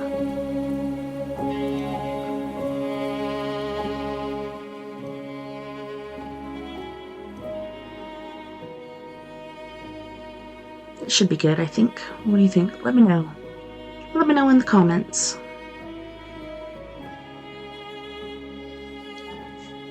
On a beautiful, sunny day in June 1934, a young shepherd was mysteriously found dead near Burlington. Coroners were puzzled until they took into account the 60 red sheep lying next to the man and figured lightning was to blame. In 1910, as the marching band played and banners waved over Eastonville, 7 people were zapped dead by a surprise bolt just as King Spud was being crowned at the popular potato festival. That same summer, a 14-year-old girl made embarrassing headlines in Colorado Springs when the Gazette featured an article that August that bluntly stated the naked truth: lightning disrobes girl. Mabel and her young sister were staying at their grandparents' house when a lightning bolt suddenly ripped down the chimney and struck the girl, zapping her clothes from her body and leaving her completely nude. How does that happen? Other than being shocked by the surreal experience, the girl said that she felt fine, but was very relieved that her boyfriend wasn't visiting at the time. Apparently being disrobed by lightning was not unusual in Colorado Springs because on August 30th, 1903, the Gazette featured another rather humiliating story with headlines that read, "Stripped of his clothing by lightning's flash." Pikes Peak Cog Railway engineer Art Brewer told reporters that the cog train was loaded with passengers and was about to leave the summit when a vicious lightning bolt came out of the clear blue sky, striking him from the train and the clothes from his body. Someone noticed that the young man's fleece underwear was afire and doused him with water to put out the flames. Naturally, spectators believed the smoldering man was dead until he sat up and asked for more water.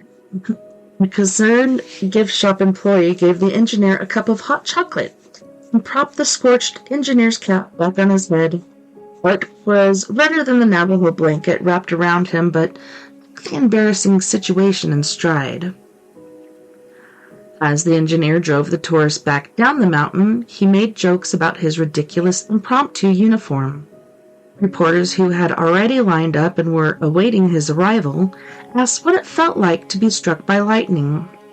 Art recounted how he had seen a flash of light, heard a thunderous clap, and felt like someone slapped him on the face. At least the engineer's employers rewarded him for his shocking bravery and for taking it on the chin. The electrical engineer, Nicholas Tesla, is it Nicholas? I thought it was Nicolas, was greatly inspired by the effects of lightning, and so he moved to Colorado in the late 1800s to study the thrilling natural phenomenon. The handsome Croatian became well known for being somewhat of an arrogant mad scientist. The lifelong bachelor moved to the mountain town of Rose, located near Telluride. During this time, Tesla attended a conference along with the up-and-coming Thomas Edison, in which he championed the use of alternating current. Edison believed that working with alternating AC was dangerous, called it the death beam. Obviously, Tesla's theory won out over Edison's, but the cocky Croatian never got the accolades he knowingly deserved for creating wireless signals. However, Tesla did get the attention of mega millionaire J.P. Morgan, who financed a laboratory in Colorado Springs. Tesla hoped to communicate with aliens by sending radio waves into the universe from the 80-foot tower. The Pikes Peak to Paris plan was launched when Tesla went a 30-foot-long man-made lightning bolts through the midnight sky, rattling nearby houses and causing quite a stir in the neighborhood. The wireless message didn't reach Parisians or extraterrestrials, but it did manage to blow out the Colorado Springs power plant. Oops. Tesla got the message loud and clear when he was forced to rebuild the generator before leaving the city. Perhaps communicating with both Parisians and Martians was a stretch, but Colorado was still an ideal location to perform the crazy experiments. The Centennial State has always been well known for its many cosmic sightings. Long ago, the American Indians told of the mystical sky people who sailed in airships. Several early newspapers recounted stories about mysterious aircraft even before man learned how to fly. On April 20th, 1897, the Rocky Mountain News featured a story with the following headline: Mysterious airship, Bull Creek. Citizens view a very strange rover floating over the gold camp. For several weeks, residents of Nebraska, Kansas, and Colorado witnessed a mysterious aircraft circling the skies. On August 19, a large crowd in Cripple Creek was treated to an up-close and personal experience with the same mysterious aircraft. When the noon service let out from church that Sunday, one parishioner noticed a strange bright light dancing over the gold camp. Within 10 minutes, over 500 people crowded around the corner of 3rd and Bennett Avenues to observe a strange cigar-shaped silver airship draw closer and then hover just a half a mile above them. Aircraft revolved in slow intervals and radiated strange sounds. Churchgoers must have thought they were witnessing the second coming as they watched the mysterious light glide ominously above them. A few moments later, the vessel disappeared over Mineral Hill, much to the relief of the ever-growing crowd. After the spectacular show was over, many of the awestruck witnesses scrambled back into the church, fervently repeating their prayers. A few days later, headlines in the Aspen Daily Times reported, "Mysterious airship that passed over Aspen yesterday morning." First to notice the aircraft was a group of 20 miners that had just finished the night shift.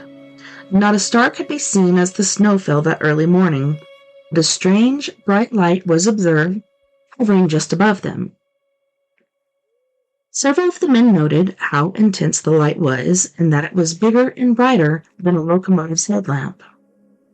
For the previous 6 weeks, hundreds of witnesses across the nation had seen the same silver, cigar-shaped ship hovering in the skies.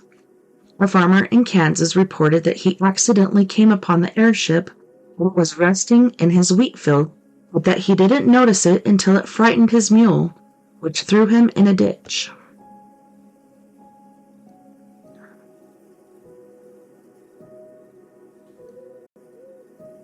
To take a little pause for the cause there and get some water in my throat.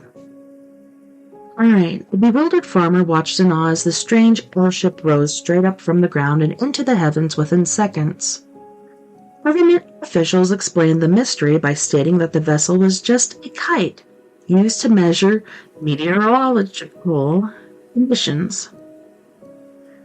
However, the Aspen Daily Times stubbornly argued that the simple explanation was absurd and noted that several witnesses had field glasses and could see the craft in great detail.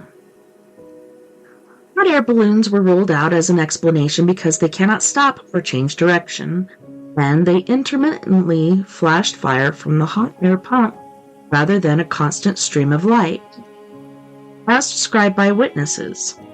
On June 5, 1919, after another article appeared in the Pueblo Chieftain, which reported that hundreds of witnesses in Colorado Springs, Pueblo, Florence, and Cannon City had seen another unexplained aircraft. The headlines blared, "Strange light mystifies people at 4 cities." Mike Coletta, also known as the UFO Geek, and his sidekick, Brett Lill, have been studying the night skies for over 3 decades. Space Hounds have been featured on national radio and television programs to discuss their theories and reveal their purported evidence. Coletta and Lill are totally convinced that the extraterrestrials have visited Colorado on many occasions. When asked if the strange lights seen over a century ago could have simply been the aurora borealis, both men confirmed that it would be very unlikely given the season and location of the sightings. UFO experts note that Colorado is home to more UFO sightings than any other state in the country, and that most are seen in the mysterious San Luis Valley. This high alpine desert valley located in southern Colorado always has been known for its mysteries. And one of the oldest dates back to 1853 with the legend of San Acacio. The legend holds that while men were working in the field, the Ute Indians took advantage of the situation and attacked the village. Just before the warring tribe was about to torch the town, the defenseless women and children prayed feverishly for a miracle and got it. Amazingly, storm clouds apparently suddenly parted, and an army of shimmering-clad warriors swept through the heavens. The rebels, who were obviously frightened by the ominous apparition, made a hasty retreat. Today, many UFO aficionados believe that the ghostly sky warriors were actually extraterrestrials. When dairy farmer Judy Messeline moved into the valley, she didn't believe in flying saucers or little green men until she witnessed a silver, cigar-shaped spacecraft fly within a stone's throw of her ranch house. Days later, she learned that one of her neighbor's cows had been carefully dissected with the precision of a surgeon. Local authorities found that the blood had been completely drained from the carcass, when radiation levels were measured around the animal. Judy learned that the area was infamous for its UFO sightings and cattle mutilations, which UFO aficionados believe are connected. A few years later, after her dairy ranch failed to be the cash cow she was hoping for, the enterprising rancher turned a portion of land into a UFO watchtower, campground, and gift shop. Judy's neighbors must have thought she was losing it when she opened the far-out tourist attraction back in 2000. But she's been over the moon ever since. Judy claims to have had her photo taken with thousands of tourists from all over the world, and even with a few strangers who claim to be visiting from other planets.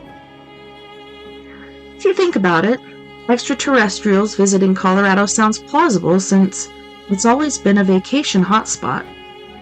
Perhaps the little green men were just responding to the long-distance call Tesla sent to the Martians more than a century ago. For more information on UFOs, check out ufogeek.com.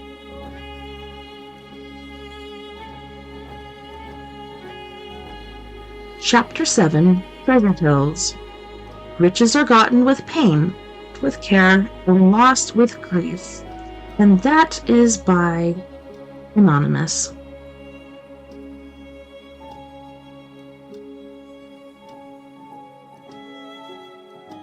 Adventurous souls and those young at heart have always enjoyed dreaming about long-lost treasure. Colorado is well known for its legendary treasure tales, some of which go as far back as the 16th century. The legend of La Caverna del Oro, or Cave of Gold, tells that an Indian tribe passed guardianship of a sacred cave from one generation to the next for centuries. The Indians feared an evil curse put on the so-called Devil's Cave, but knew that it held a golden treasure. Spanish monks convinced the Indians to lead them to the mysterious cavern, promising to remove the curse on the cave. After an arduous journey up a 13,000-foot marble mountain, the holy men were tickled pink to find a wooden door leading to riches beyond their wildest dreams. Once the cave was discovered, the Indian guides were forced to mine gold for the Spaniards. One day the Indians staged a surprise revolt, killing everyone except for a monk by the name of De La Cruz. The lone monk used the victim's blood to mark a Maltese cross at the cave's exit and then loaded his horse with baskets of gold before fleeing back to Mexico. In 1869, Captain Elisha Horn inadvertently discovered the Devil's Cave when he found a skeleton clad in a rusty suit of armor lying near the mysterious Maltese cross. Apparently, the Spaniard had been murdered while guarding the treasure cave, an Indian arrow still protruding from the skeleton's bony neck. In the 1920s, a mountain ranger interviewed a 105-year-old Indian woman. who said that the cave was always known to be haunted and that as a child she remained hardy. Miners leaving La Caverna del Oro with wagon loads of gold. Brave Ranger, along with a few members from his mountain climbing club, explored the cave and, to their amazement, found a 200-year-old rope ladder and a 15th century hammer. Over the years, other courageous spelunkers have found shovels, clay jugs, arrowheads, and a human skeleton dangling by a chain clamped around its neck. Well, that's creepy. Locals state that the bloodstained cross can still be seen near the exit of the cave, although no one has ever found the entrance or the mysterious door leading to the dazzling Room of Riches. With all the outlaw activity going on in the early West, there were obviously several stories about stolen loot being stashed away in Denver Hills. Perhaps the most fascinating story is about a rebel gang that was headed by the notorious Jim Reynolds. The cowboy moved to Fairplay hoping to strike it rich during the 1859 gold rush, but turned to crime after becoming delusioned by the slings and arrows of outrageous fortune. Jim was sent to the Pokey but soon escaped and returned home to Texas toward the end of the Civil War.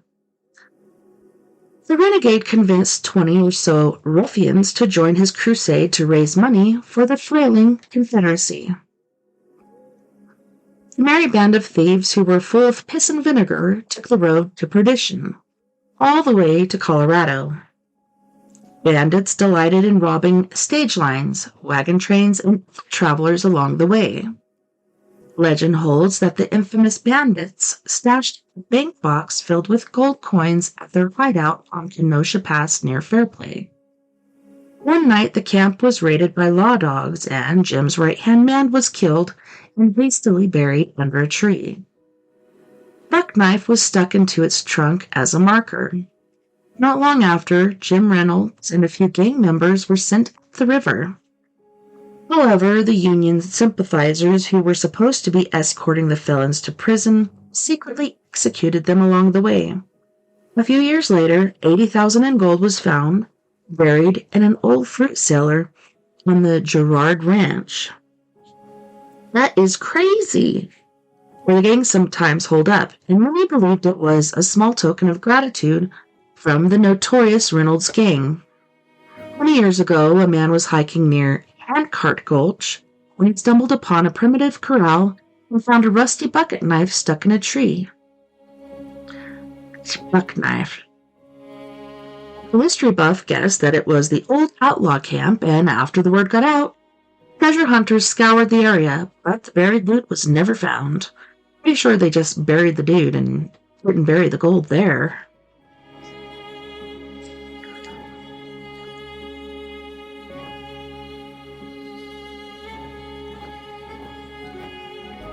One curious treasure tale involves a peculiar prospector named Alex Kobsky, who was orphaned as a child and preferred the company of animals to humans ever since.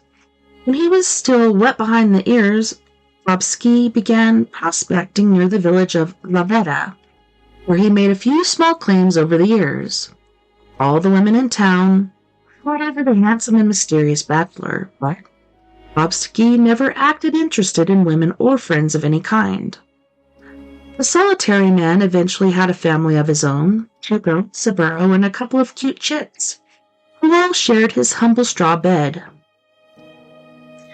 Kobsky's pampered pets enjoyed more than just the basic creature comforts, especially after they moved into the small cabin he built. Stories claim that the ruggedly handsome man never kissed a girl, likely because he lived in an animal house and only bathed once a year. Oh my good lord. In 1901, the middle-aged miner was in hog heaven when his ore was evaluated at a Pueblo smelting plant as the richest ever found in Colorado. When the news made national headlines, Kobsky didn't take kindly to all the attention and hightailed it home before other gold diggers caught wind of his good fortune. Later that spring, the prosperous prospector returned to Pueblo with another bountiful load and earned even more cash than he did on the first trip. Rumors persisted that the son of a gun had rediscovered the lost Simpson mine, whose owners were thought to have been killed by Indians years earlier. When news of the possible rediscovery spread, Hopsky became insanely protective of his riches and made even fewer trips into town. Stories were that the miserly miner booby-trapped his barn house, hoping to protect his hard-won fortune. For nearly 40 years, the mysterious prospector never staked a claim, protected the mine's whereabouts, and willingly took his secret to the grave. Tragically, the 79-year-old Hopsky was riding his beloved Bessie when he was hit by a car. Oh no! The mule survived, but the miner succumbed to his injuries 1 year later, on March 11, 1937. The State Times Advocate from Baton Rouge, Louisiana, published a story about the enigma with the headline, "Two Women Lured to Colorado by Prospector's Story of Gold Mine." The Pueblo Hospital contacted the hermit's only known relatives, nieces Elizabeth Weibelt and Anna Reich, who were interviewed by the newspaper. The sisters said that they rarely saw their beloved uncle, but remembered how the hermit would give them gold nuggets to cut their teeth on when they were youngsters. The sisters claimed that their uncle never divulged the source of his secret fortune to anyone, and quoted him as saying, "It's been mine all of these years, and it will be mine when I'm buried." Even to this day, the mysterious mine which was lost, then found, and lost once again, remains an elusive treasure trove of unclaimed riches. Several other Colorado caves are known to be haunted, specifically the Cave of the Winds in Manitou Springs. Professional ghost hunters Christopher Allen Brewer and James Monda were featured on a program about the haunted cave on the biographies My Ghost Story.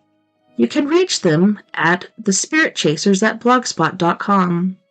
The Francisco Fort Museum at 306 South Main Street in Lavetta is loaded with interesting history. For more information, please call 719-640-5380.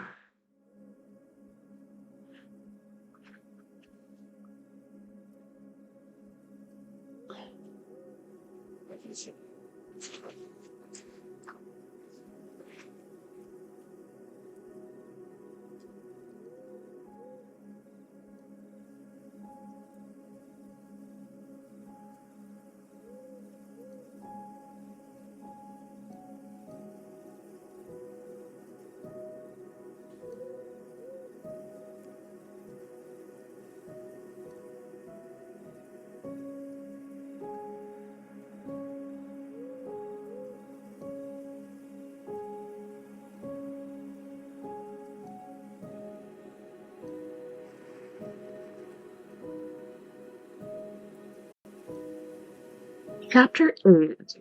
Cosmic Cobblers. All that we see or seem is but a dream within a dream. Edgar Allan Poe. The mid-1880s was a memorable time for tourism in the state of Colorado.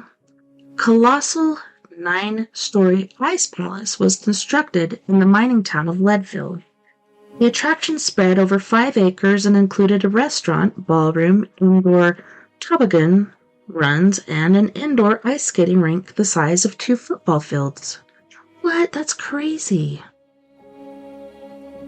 Inside the shimmering ice walls featured all sorts of frozen oddities, including trophy-sized trout, American Beauty roses, and bottles of Coors beer. The amazing winter castle was considered the largest ice sculpture ever created. The ambitious project began in early November and was constructed from 5,000 tons of ice. The palace opened on New Year's Day in 1896 and attracted tourists from all over the world. The spectacular architectural feat is still remembered for its inspired yet fleeting beauty. The Leadville Ice Castle may have been the most popular tourist attraction in Colorado during that time, but it was not considered the most bizarre. Over 60,000 people went to Denver to visit a shoe cobbler, and it wasn't just to have their heels resoled. Many claimed that the humble shoe repairman was a gifted healer, and Mr. Fox, a Denver city alderman, surely agreed. Fox claimed to have been cured from deafness after meeting the enigmatic cobbler in New Mexico, and so he invited the holy man to help others in the Mile High City. Francis Schlatter, sometimes spelled Slatter, carried a mysterious copper wand. He rode over the masses like a symphony conductor. The man of few words once explained to reporters that he used the wand as a healing tool. The holy healer also cured the sick with the power of touch. Cobbler possessed a gentle voice, long dark hair, and large expressive eyes. Not only did Francis Schlatter look like the common idea of Jesus, the humble cobbler also declared that he was actually the Son of God, and thousands of people believed him. On August 10, 1895, the Rocky Mountain News featured one of many stories about the handsome stranger with headlines that read, "Schlatter's delusions, strange hallucination of Denver cobbler, thinks he is the Christ. He tells an inquirer that he died on Calvary." The holy healer never accepted gifts or payments, and thousands of people claimed to have been healed by the miraculous man. Crowds lined up around the block. The average wait to see the healer was 2 to 3 days, so large tents were set up for lodging. The cosmic cobbler drew so much attention that he eventually caused problems for the city of Denver when both traffic and sewage backed up around the Fox home. Ew.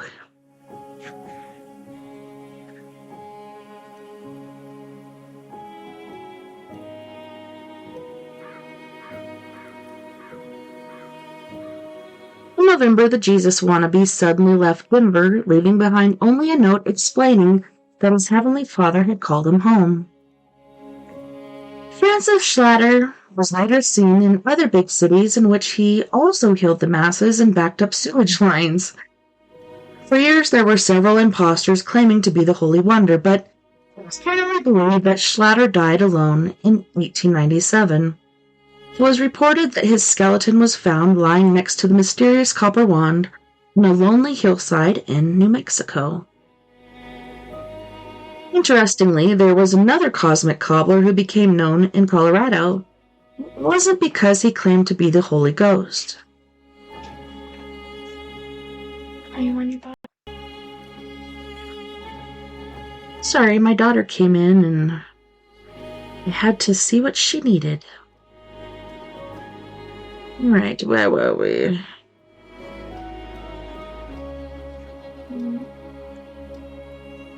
Ghost hunting and capturing paranormal phenomenon on film is what this cosmic cobbler was all about. Kay Cutting's lifelong fascination with the occult began when he witnessed his father, a well-known American journalist, abducted and then murdered by the Mexican militia in El Paso, Texas. In 1890, Cutting landed in Colorado City, where the young man apprenticed in a cobbler's shop and eventually became a master craftsman. After the owner retired, Cutting bought the shoe shop, added a photography studio, and began developing his own photos. Cutting also spent many hours poring over scientific and metaphysical periodicals. Eventually, the cobbler accepted an Eastern theory that all living things had an astral body counterpart. Despite his new beliefs, the scientist was determined to find proof of the paranormal. One day, he happened upon an astonishing article published by the Russian Technical Society that detailed a new kind of photography technique using electric current called an electrograph, and suddenly, a flash of inspiration. At the hardware store, he ordered special film plates and chemicals to be sent from the Kodak Company in New York. 2 weeks later, Mr. Cutting was at the train station picking up the supplies when he spotted the perfect subject for his new experiment. Railroad brakeman Joseph Murphy had just rolled into town after an unfortunate accident had severed his right hand. Murphy was understandably suspicious when Cutting asked to photograph the mutilation, but agreed to be part of the weird experiment when the cosmic cobbler offered $10 for his trouble. Before entering the dark room, Cutting asked Murphy to concentrate on his missing hand. He then placed Murphy's arm on a highly sensitized piece of photography paper and held it there for 5 minutes. Cutting held his breath as the minutes ticked by and then screamed with excitement when the image of the missing hand was clearly revealed on the photo paper. Cutting secretly repeated the experiment several more times and even convinced the city street commissioner to cooperate with the strange experiment.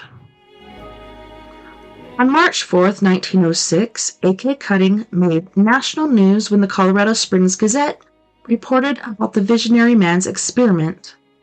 The headlines read, "Photographs, Astral Hand, Strange Experiment Performed by A.K. Cutting, Missing Arm of Street Commissioner, Miles is reproduced on Kodak film." That's so weird. There's a little drawing of it. Oh no. Cutting worked tirelessly photographing phantom images, but never gained serious attention for his lifelong commitment to what he called astral photography. However, the cosmic cobbler might be happy to know that his high-voltage electrophotography was perfected in 1939 when Russian electrical engineer Semyon Kirlian and his wife Valentina invented a new technique they called Kirlian photography. The couple placed unexposed film on top of a metal discharge plate and then placed a leaf onto the film. A high voltage of current was sent to the plate, creating an explosion, and a corona of aura of the leaf was captured on the film. The couple hoped to use the technique to diagnose illnesses and published a paper about their findings in 1961. In 1970, the best-selling book Psychic Discoveries Beyond the Iron Curtain was published. Knowledge about Kirlian photography became widespread, so the next time you happen to be in Colorado Springs for the country's largest psychic fair, step up to the Kirlian photography booth and have your aura photographed. The unusual photographs make wonderful souvenirs and are much more practical than buying a foam cowboy hat. Are you sure about that?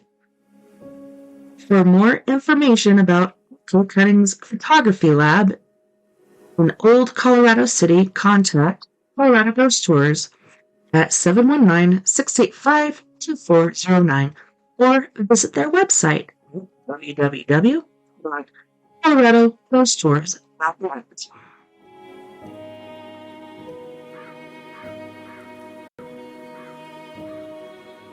Chapter 9, Ancient Spirits. Ancient Secrets. As we acquire more knowledge, things do not become more comprehensible but more mysterious. Albert Schweitzer. Colorado is well known for its ancient mysteries. In the southern regions of the state, let me disable this real quick. You guys let me know in the comments what you thought about that. Would you like the auto ducting as far as like the music going up and down when I talk, or no? Email me, leave a comment, whatever you can.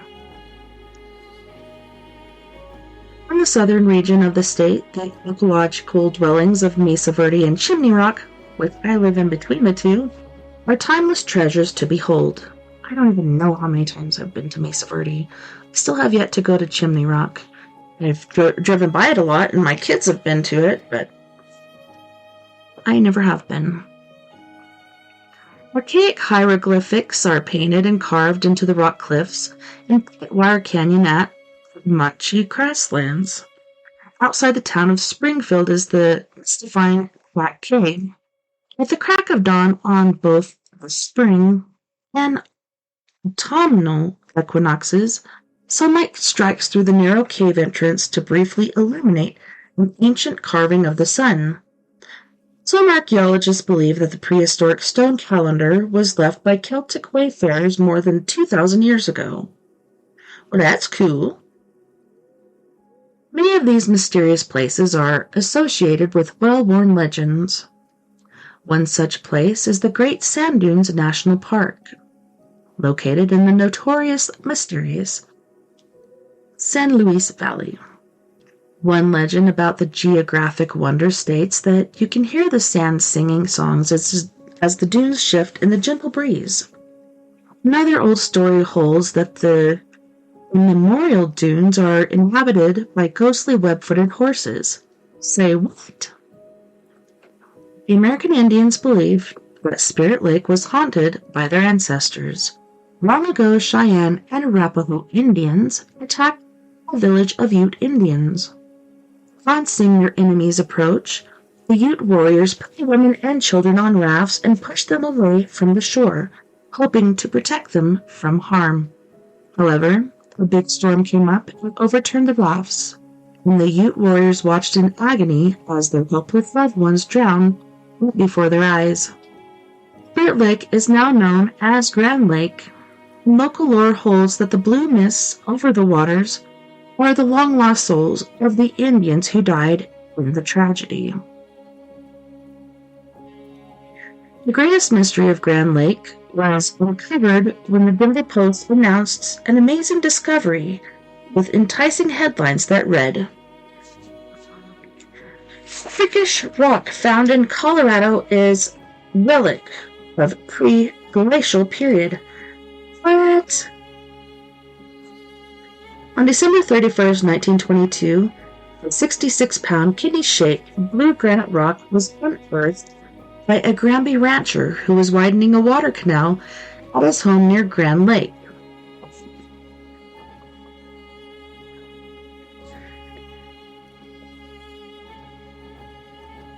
The odd-looking relic, christened the Granby Idol, was carved with ancient hieroglyphics, and the top was carved to look like an old man's face. Scientists noted that the flat nose of the ancient relic indicated that it could have possibly been carved at a time predating the Aztecs. What the heck? However, the most profound discovery in Colorado was never technically classified, and that fact likely doomed it to remain a mystery for all eternity. On December 20th, 1870, the Rocky Mountain News flashed an intriguing headline that simply read, "Indian Ghost." For months, folks in Los Animas were talking about a mysterious stranger seen in the region. The enigma was described as an American Indian with luminous white skin who wore a weird costume made from an unknown metallic fabric. The first to report the shimmering stranger was the Bradsford family.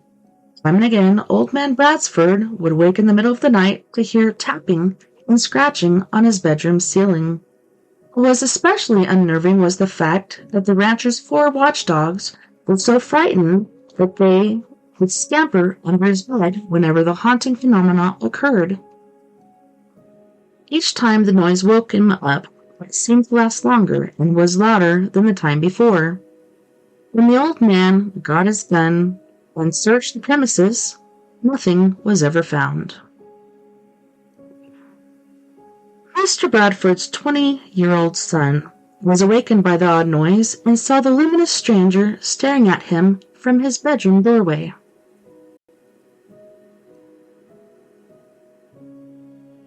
The figure gestured for the rancher's son to follow, and he obeyed as if he were entranced. Moments later, the young man snapped out of the spell and found himself standing in the middle of his yard. The ethereal Night Stalker. Sorry guys, I had another incoming. Luckily, this is a pre-record, so all I have to do is pause it. The ethereal Night Stalker was nowhere in sight. It was a big relief, especially since the bewildered man was wearing nothing but his birthday suit. Finally, authorities in Denver sent agents to investigate the strange happenings surrounding the farming community of Los Animas. A research team stayed at Bransford Ranch and witnessed bizarre phenomenon the very first night of the investigation.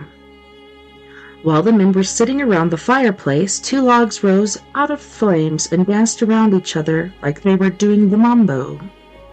Several times the leaping logs twirled top over bottom, apparently performing somersaults for the reporters' amusement. Suddenly, the blazing wood shot a chimney like a bolt of lightning. The astonished guests ran outside to see the logs laying about 30 feet from the house and poured water over them to extinguish the flames. The next morning, the mysterious dancing logs had disappeared. However, a nearby pile of rocks was smoking like a chimney. The Rocky Mountain News reported, "On the garden of Mr. Bransford are two piles or mounds of stone. For one of these mounds issues constantly two small columns of smoke. Furthermore, the ground for 50 feet in the neighborhood sounds hollow and gives one the feeling of walking on the deck of a ship." The investigators thoroughly searched the rock piles but didn't find a thing. The reporters then dug 10 feet underground and found nothing but an ancient stone pedestal made for grinding grain. Well, that's not nothing, that's pretty damn cool.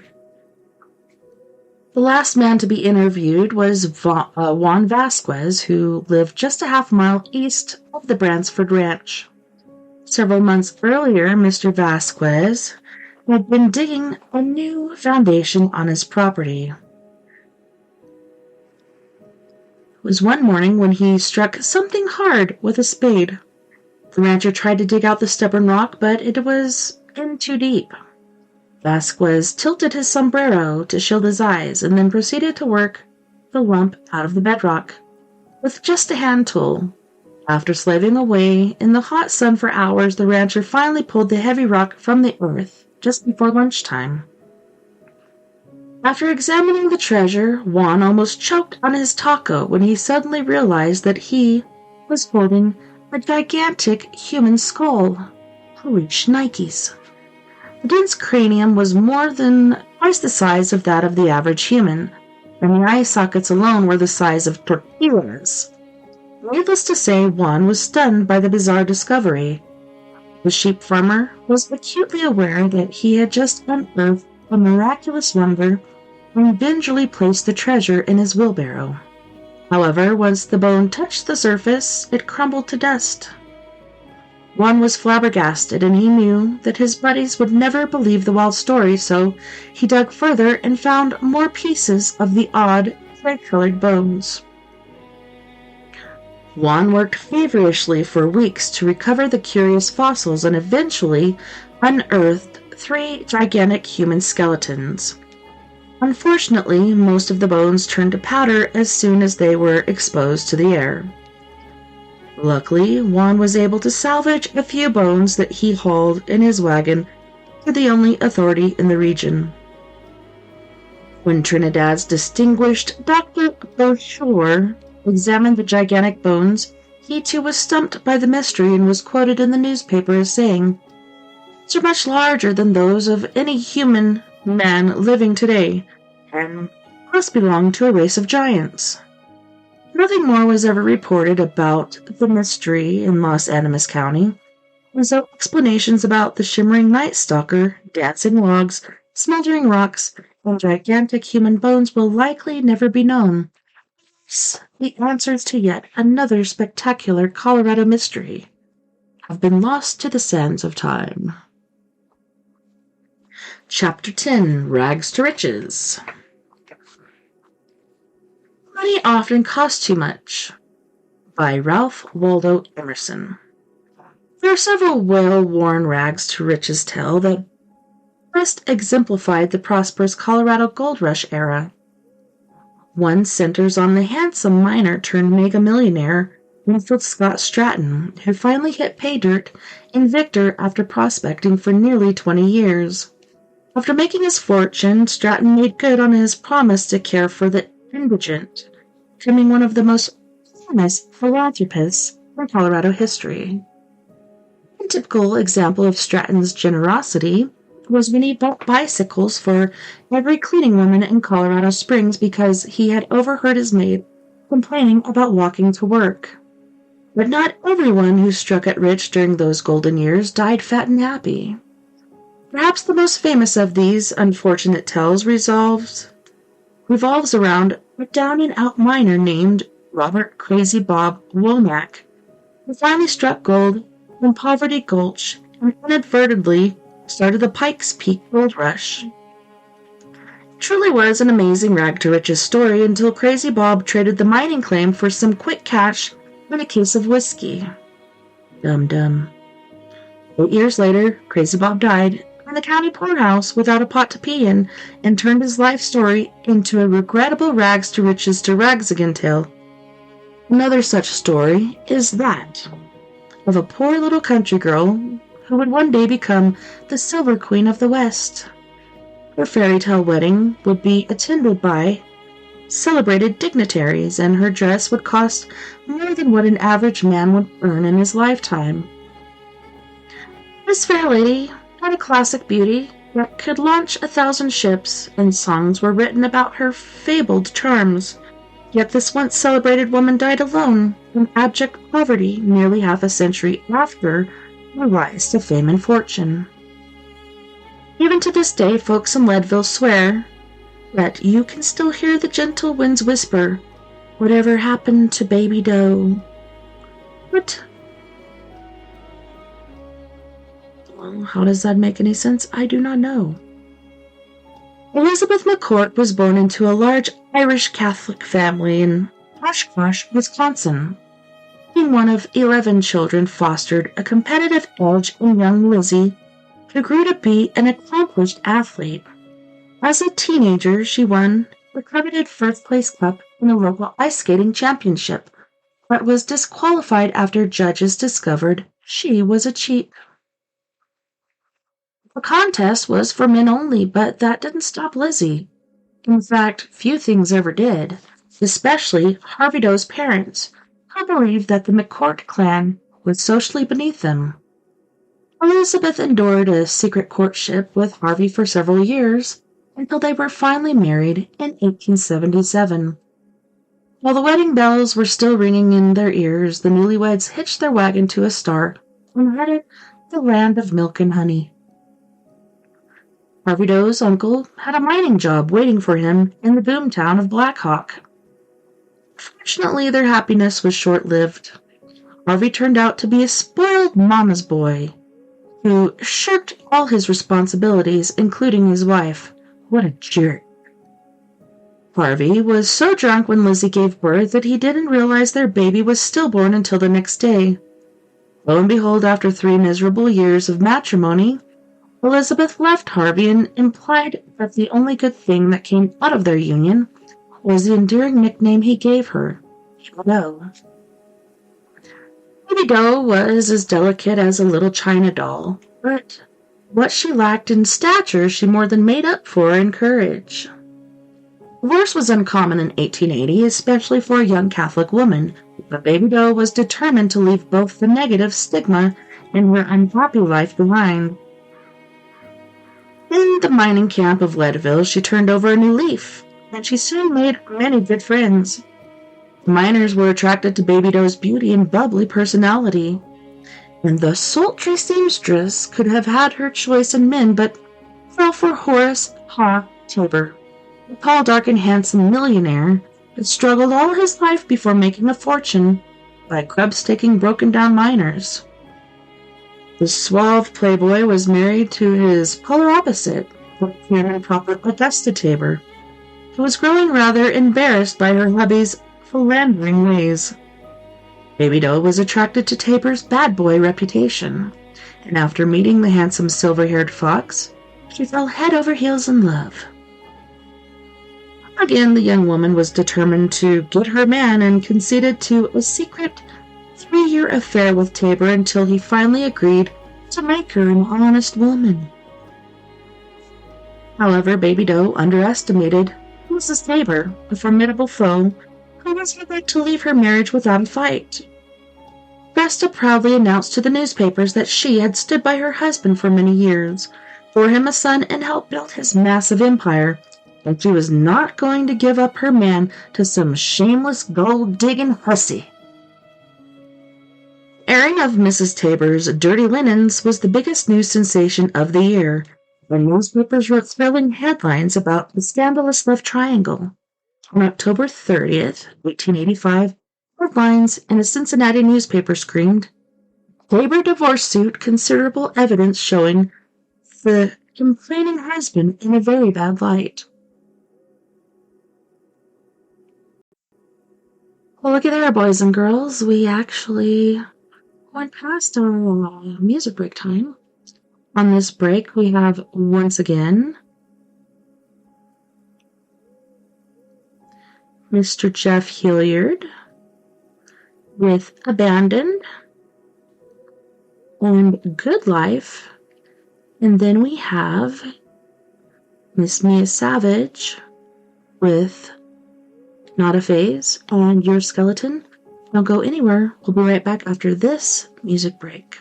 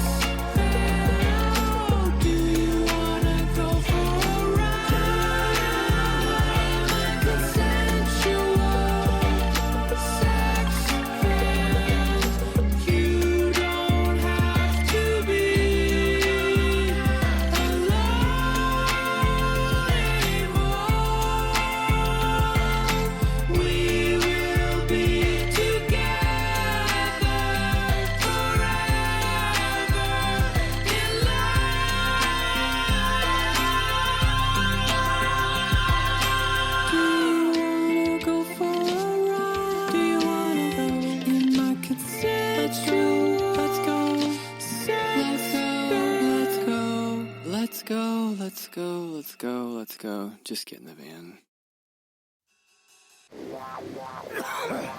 Excuse me! Excuse me! You got a cigarette? Hey, you help a guy out with some spare change.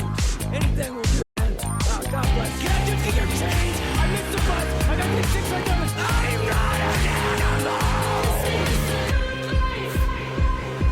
Moving like a steak knife.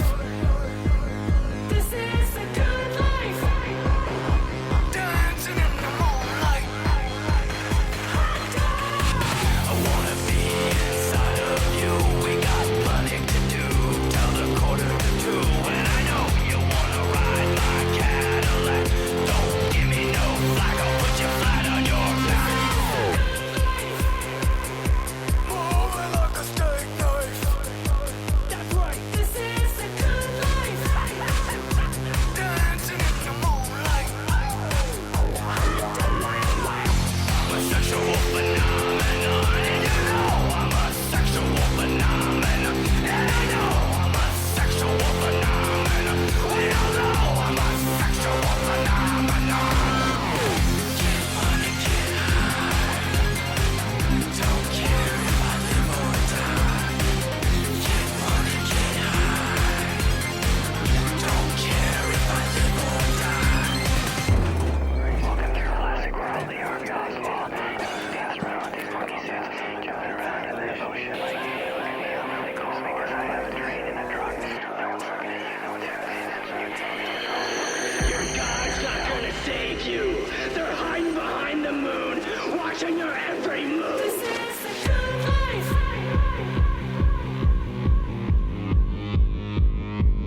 This is the good life.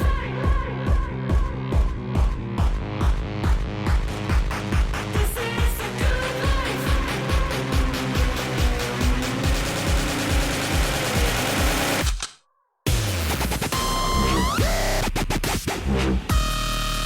Get money. Get money.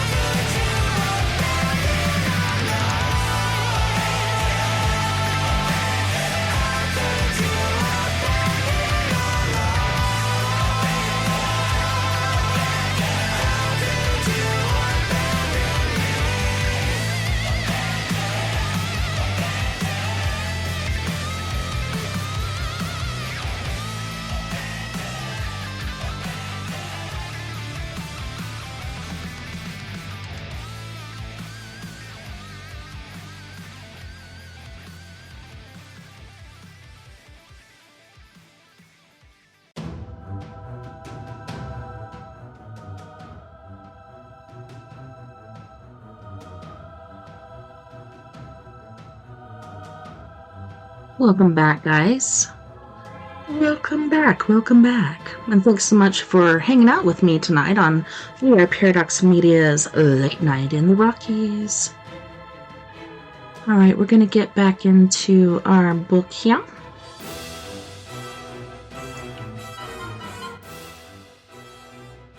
Let's turn that down a bit. Alright. However, Augusta's outspoken hostility backfired and her estranged husband became more determined than ever, to dissolve their crumbling relationship. The duped woman was furious.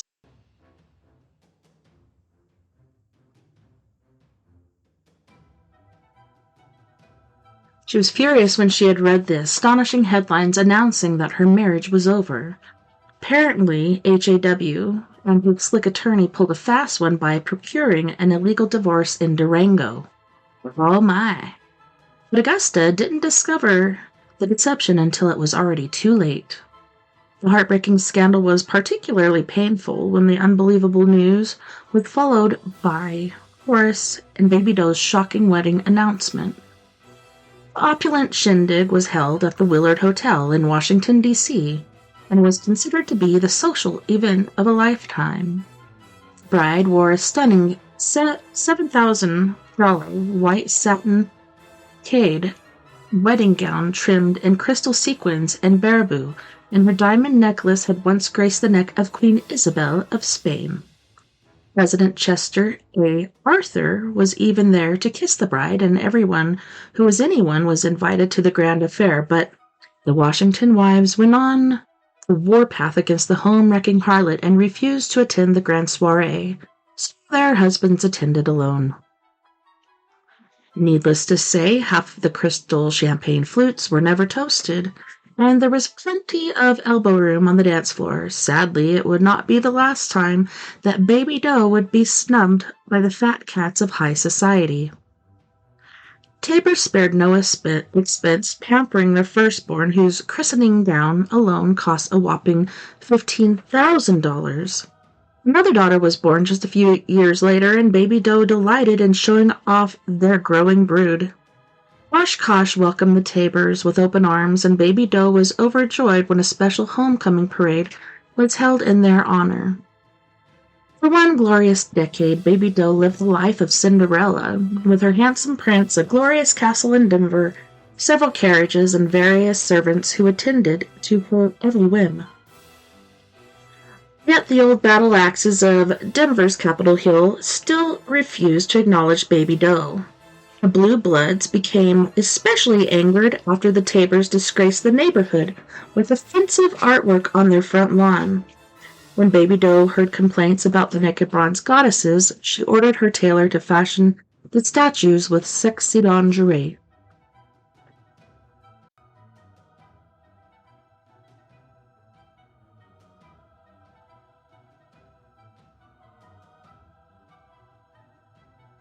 The Tabors relished their extravagant lifestyle and lived high on the hog, while their employed miners were paid only $3 measly a day. Apparently, Baby Doe and Horace forgot what it was like to be poor, and that is why their fall from grace was so ironic. It's hard to believe, but after the silver market suddenly went belly up, the Tabors were flat broke in no time at all. Anyone who ever doubted Baby Doe's love for Horace was fooled when she remained true to her love throughout the embarrassing scandal. Most of their so-called friends shamelessly turned their backs, and only a few remained loyal. One of them allowed the Tabors to live in Denver's Windsor Hotel, and Horace was humbled to secure a job as a postmaster. Upon hearing about her ex-husband's grave misfortune, Augusta undoubtedly reveled with comforting thoughts of sweet revenge. The shrewd businesswoman never forgot her thrifty ways and had wisely invested her meager divorce settlement, turning it into a fortune. Unlike her free-willing ex-husband, Augusta's frugal spending afforded her a comfortable retirement. Upon her death, she left an honorable legacy for her children and as well regarded for her generous philanthropy.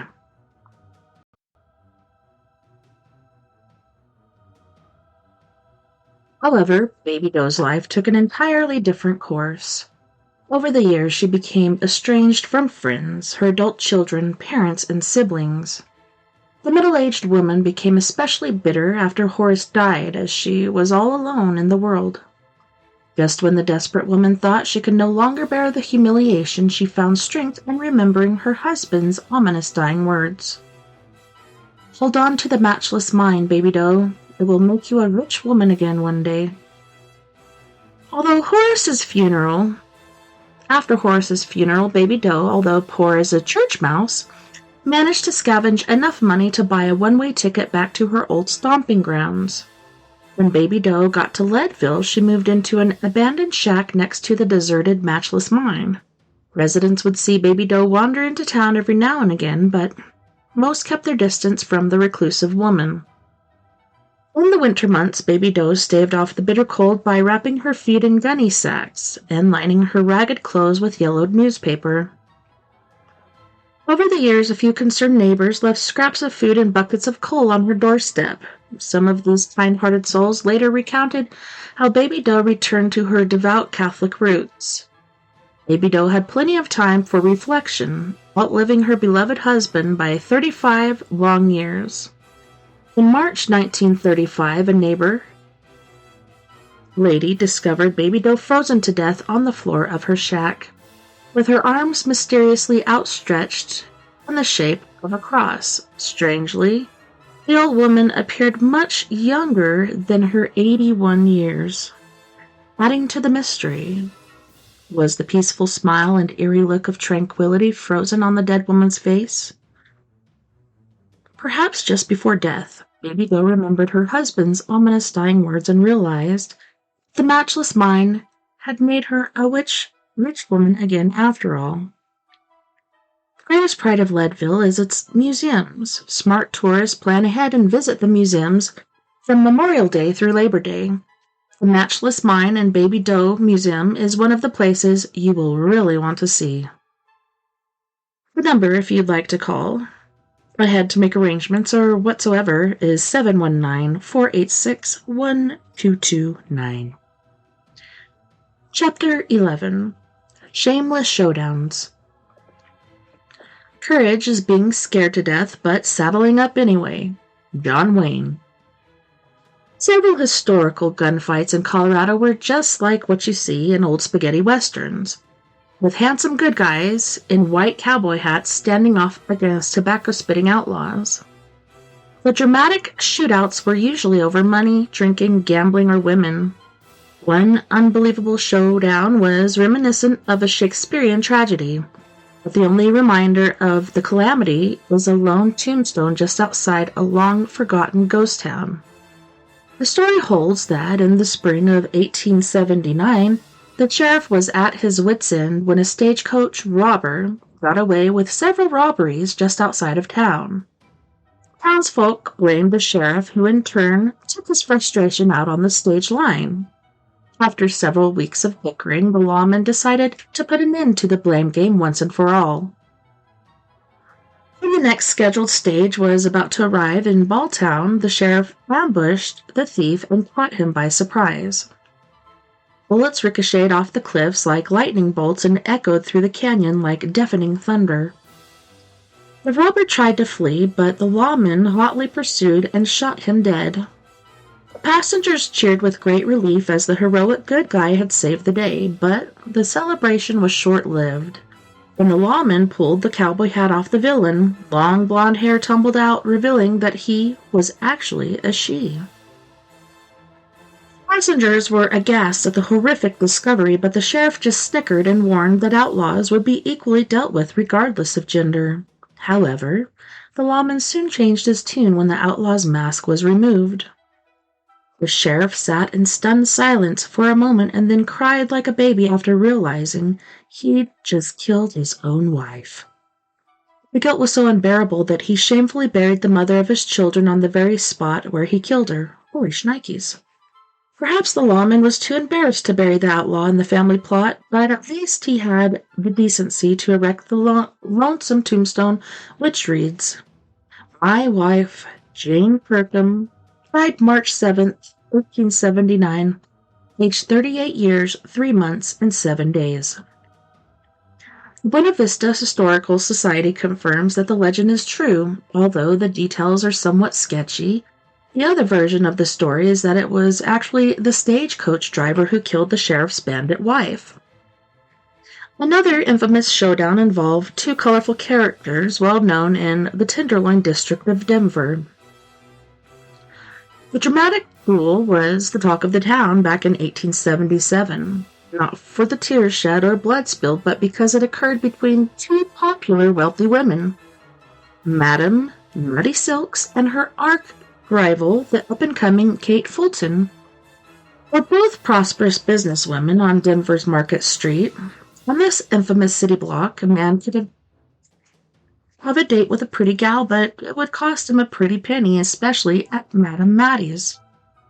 The luxurious brothel was known as the House of Mirrors, and it was the finest bordello around, bar none.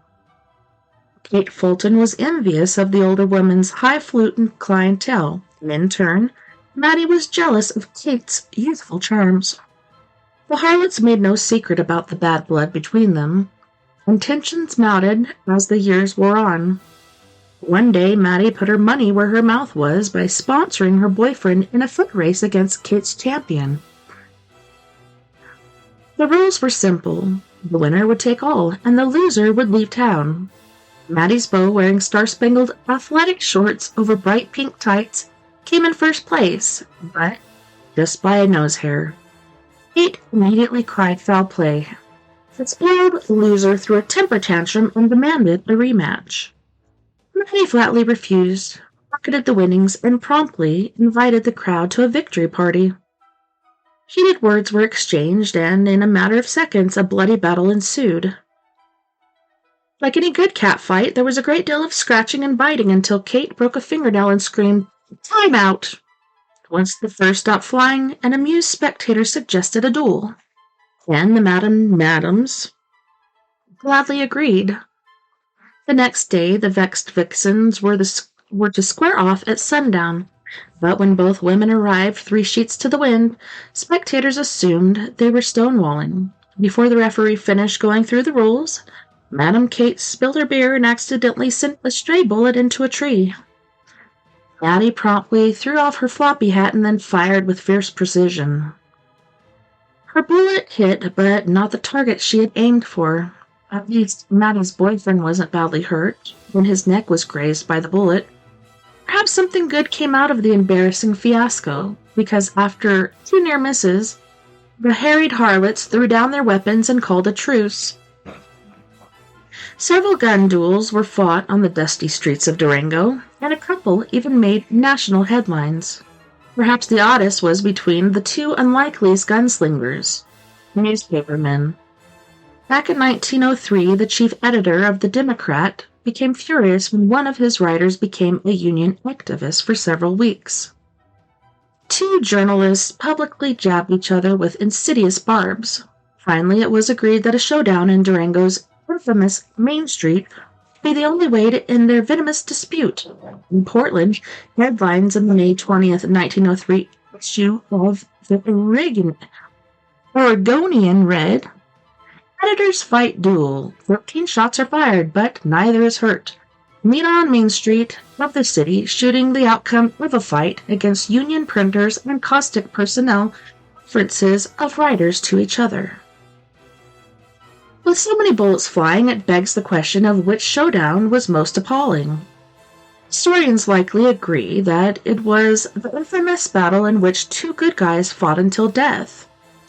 Sheriff Thompson was known as the Salt of the Earth. At 6'4", the handsome, broad-shouldered lawman had an intimidating image. Thompson's quest for justice was daunting in the lawless hellhole of Durango. So he was forced to rule with an iron fist and stick to the books as far as following the rules was concerned. The beautiful sheriff loved strong drink but detested gambling and made no bones about his outrage to learn that a hushed gambling operation thrived at the El Moro Saloon, which was co-owned by Marshal Jesse Statzel, who had the audacity to run his office out of the illegal establishment. When the sheriff demanded that the operation be shut down, the deputy marshal flatly refused. Sheriff Thompson was caught under the collar and fired the first shot. Flying bullets zigzagged down Main Street, and flabbergasted bystanders ran for cover. After the lawmen ran out of the bullets, they proceeded to pistol whip each other until they both hit the ground. As the brilliant sunset cast a golden hue over the mountains, the streets of Durango ran red with blood. Sadly, 2 good men died in a horrific tragedy. Sheriff Thompson was pronounced dead at the hospital, as was an innocent bystander who just happened to be at the wrong place at the wrong time. News of the wicked showdown spread all across the country. In San Jose, California, headlines in the January 10th, 1906 edition of the Evening News reported, "Sheriff killed in street duel." When all was said and done, the Teflon Marshal miraculously recovered from his multiple wounds. The townsfolk were flabbergasted when the dirty dog walked away from the double homicide when charges didn't stick. Thankfully, the marshal was smart enough to know he was no longer welcome in Durango. For more information on historical Chaffee County, please visit the Buena Vista Museum or call the Buena Vista Historical Society at 719-293-1700. For more information about Durango's interesting history, a visit to the Animas Museum, operated by the La Plata Historical Society, is a must-see. For more information, please visit www.animasmuseum.org or call 970-259-2402. It's called the Animas Museum because before Durango was Durango, it was Animas. Chapter 12. Ear for an Ear. Death and vulgarity are the only 2 facts in the 19th century that one cannot explain away. Oscar Wilde. Several notorious outlaws called Colorado home for a spell. Clay Allison hung his holster in Los Animas, while Butch Cassidy's gang was holed up at Browns Park for a time. Notorious assassinator Bob Ford owned a gambling hall in Creede until he was murdered in the same cowardly fashion in which he killed Jesse James. Gentleman gambler Doc Holliday died in a Glenwood Springs tuberculosis hospital. His last words were said to have been, "This is funny." No doubt because he died with his boots off. However, there is one forgotten gunslinger that became infamous during his time in Colorado. After Mark Twain met Captain Jack Slade, he wrote that the notorious frontiersman was more feared than God himself. Old-timers used to say that Slade possessed a kind of spirit when he was sober but warned about the wild man when in his cups. It was said that Slade killed well over 26 men during his short life. However, his main claim to fame was a watch fob that he fashioned from the stiff organ of a former foe. More on that delicate subject later in the story. It sounds gross. Long before the Jack Slade ever developed a taste for sin and liquor, he was already a lost cause. The gunslinger killed his first victim in an Illinois schoolyard when he was just knee-high to a grasshopper. His frustrated parents sent him away to mend his wicked ways, and he eventually joined the Mexican War. Just a few years later, the fearless soldier was promoted to captain and met his better half, Virginia Dell. Virginia and Jack dearly loved each other because he saved her from an insufferable life of prostitution, and she saved him from himself. No doubt the odd-looking couple turned a few heads whenever they walked by. Virginia was a beautiful, statuesque woman with the patience of a saint. Jack, on the other hand, was a scrappy little man who was well known for his hot temper. Jack and Virginia were both gifted sharpshooters, skilled horseback riders, and ambitious to beat the band. Not long after they were married, the lovebirds flew the coop and landed in the Colorado Territory. Captain Slade got a job with the Overland Stage Company and worked his way up to district manager. His biggest concern was a small, poorly managed stage shop on the border of Nebraska in a rambunctious town called Julesburg. It's been said that only the wicked lived in Julesburg during the early days. The town was home to many social misfits, including Jules Binney, a deceitful French-Canadian who helped build the overland stage stop. The rotund Frenchman was one of the first residents in the hub of Overland, and so no one argued when he renamed the town Julesburg after himself. Binney was eventually fired from the stage company due to his poor management and did not like meeting his new replacement, the scrawny, pencil-necked Jack Slade. The two men took to each other like oil does to water, and tensions mounted, especially after several overland horses were stolen from the stage stop. Jack Slade inadvertently discovered the missing horses on Binney's ranch and had no problems confiscating his employer's property. As Slade rode off with the stolen horses in tow, Binney fired a few bullets after him, warning that his days were numbered. A few months later, in the spring of 1860, Jack Slade rode into Julesburg, dead tired after work in the trail. When Slade opened the door to the general store, Jules Binney ambushed him from behind the counter, shooting 6 bullets, and Jack fell to the floor, still not satisfied with the victory. Binney blasted 2 more rounds from a double-barreled shotgun, just for good measure. Elated with the triumph, Binney instructed 2 awestruck bystanders to let Jack bleed dry before bearing him down by the river. As Binney walked out the door, Jack Slade weakly croaked the infamous dying words, "I will live long enough to see your ear on my watch chain." The fat Frenchman laughed wickedly at the absurd threat, but before he could make his escape, the stage thundered into Julesburg with the head honcho of the Overland Company on board. The superintendent bellowed that Binney would be executed on the spot for the atrocity committed against Jack Slade, and a hurried makeshift scaffolding was constructed just for the special occasion. Strange enough, the Frenchman's heavy girth kept snapping the weak noose, and after 3 unsuccessful attempts, the coward got off scot-free with the promise that he would never return to Julesburg.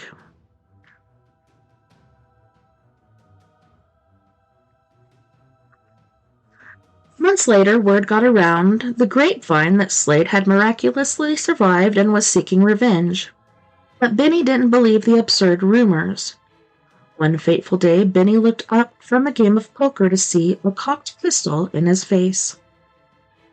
The fat Frenchman looked as if he'd seen a ghost when he realized that Jack Slade was actually alive. Slade delighted in tying his arch nemesis to a nearby fence post and spent the afternoon joyously firing hot shots just to watch the Frenchman squirm. Finally, Slade cut off Binney's ears and then put a bullet between his eyes. He ceremoniously nailed one front ear to the fence post as a warning to other possible troublemakers, and then fashioned the other into an unusual watch fob, which he proudly sported everywhere he went. Jack Slade eventually surrendered to authorities in Fort Laramie and pleaded his case. His honesty paid off, and he was released from custody and absolved of all charges. Jack and his wife then moved to a new stagecoach station, which Jack sentimentally named Virginia Dale, near present-day Greeley.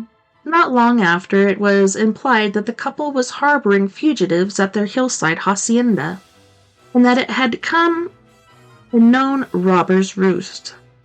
So the Slades moved once again, this time to Virginia City, Montana, where Jack built a lovely little rock cottage for his devoted wife. However, paradise was soon lost when, in 1864, Jack went on yet another wild drinking spree, tore up the town and attempted to kidnap the judge. A group of angry vigilantes had had enough of Slade's drunken shenanigans and held a necktie party, making the little rascal the guest of honor. Legend holds that Virginia couldn't bear being separated from her beloved husband and paid a small fortune to have Jack's corpse sealed in a custom zinc-lined coffin. Virginia spread a feather mattress over the casket and happily slept with her deceased hubby until the putrid odor grew unbearable. She finally hired a stagecoach, tied Jack's coffin to the top, and went all the way to Salt Lake City to bury him, because she didn't want Jack buried in the wicked land where he was murdered. Jack Slade will always be remembered in Colorado for his dogged revenge and for sporting his gruesome trophy wherever he went. Years later, the Colorado Springs Gazette featured an amusing article on November 27, 1904, with the headline, "Ruffian Used Human Ear as Beer Check in Early Days." The article detailed how a cowboy walked into a Colorado City saloon, boasting that he was mighty thirsty and wanted to trade a beer for an ear. The cowboy then threw down the black and shriveled organ on the bar top for payment. No doubt it was Jack Slade, and he must have roared with laughter after asking the bartender to make change for the gruesome trophy. Colorado City was incorporated as Colorado Springs and is now referred to as Old Colorado City. For more information, please visit the Old Colorado City Historical Society and Museum. Call 719-636-1225.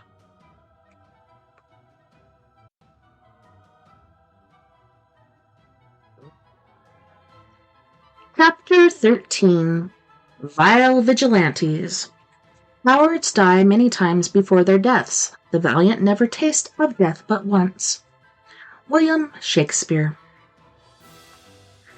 The job of maintaining order in the turbulent western frontier was no easy task, and only the savviest of lawmen survived. Resources were limited in the early days, so the most important asset a lawman could have was loyal friends on his side. Notions toward the judicial system could easily sour overnight, and not all authority figures were respected. Vigilante gangs began popping up all over the territory, and the most notorious of all was known as the Committee for Safety. This gang of renegade ranchers used the mills along Chalk Creek as secret headquarters, where they tortured and murdered their enemies. The vigilantes waged wars against local landowners over water rights and issued coffin notices to those who did not comply. Tensions mounted when prominent English rancher George Harrington refused association with the committee and holed up in his ranch house. One dark stormy night, 30 masked gunmen rode to the Harrington homestead, stacked firewood around his house, and held a bonfire in the Englishman's honor. Tragically, Harrington was shot in the back for attempting to put out the flames and thus became the first victim of the infamous Lake County War. Several people were victimized during the year-long feud, including a well-known district court judge who paid a high price for his heroic call of duty. You could say that Judge Elias Dyer was in dire straits when the Lake County War erupted, as he alone had to toe the line of justice. Dyer was the son of a popular pioneer preacher. Everyone acknowledged his authority or respected his heritage. In February 1875, the committee rode to the county seat in Granite with trumped-up charges against an associate of Dyer's, but the judge refused to cooperate, so they held him hostage. Finally, after 3 days, Judge Dyer agreed to leave the county, but then immediately went tattling to Governor Jenkins. Bigwigs on Capitol Hill failed to recognize the dire emergency and refused to enact martial law, but sent an agent to investigate the judge's claims. A week later, an officer reported that everything was hunky-dory in Lake County, and the judge nervously returned to the bench. Judge Dyer stuck to his guns and issued 16 warrants to various members of the vigilante gang on charges ranging from harassment to murder.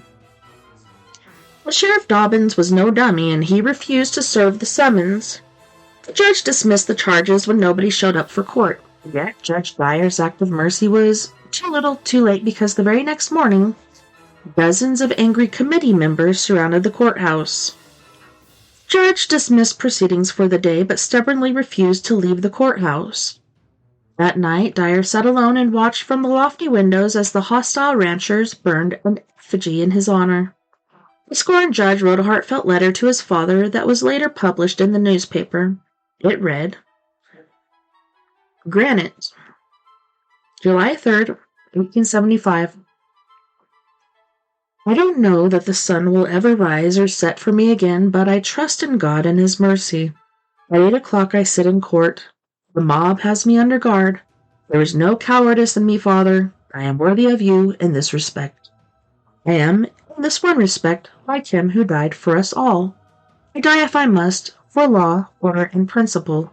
And, too, I stand alone. The next morning, several angry cowboys, armed to the teeth, rushed up the back staircase and burst into the courtroom. One threw a noose on the lawman's desk, while the others hooted with laughter.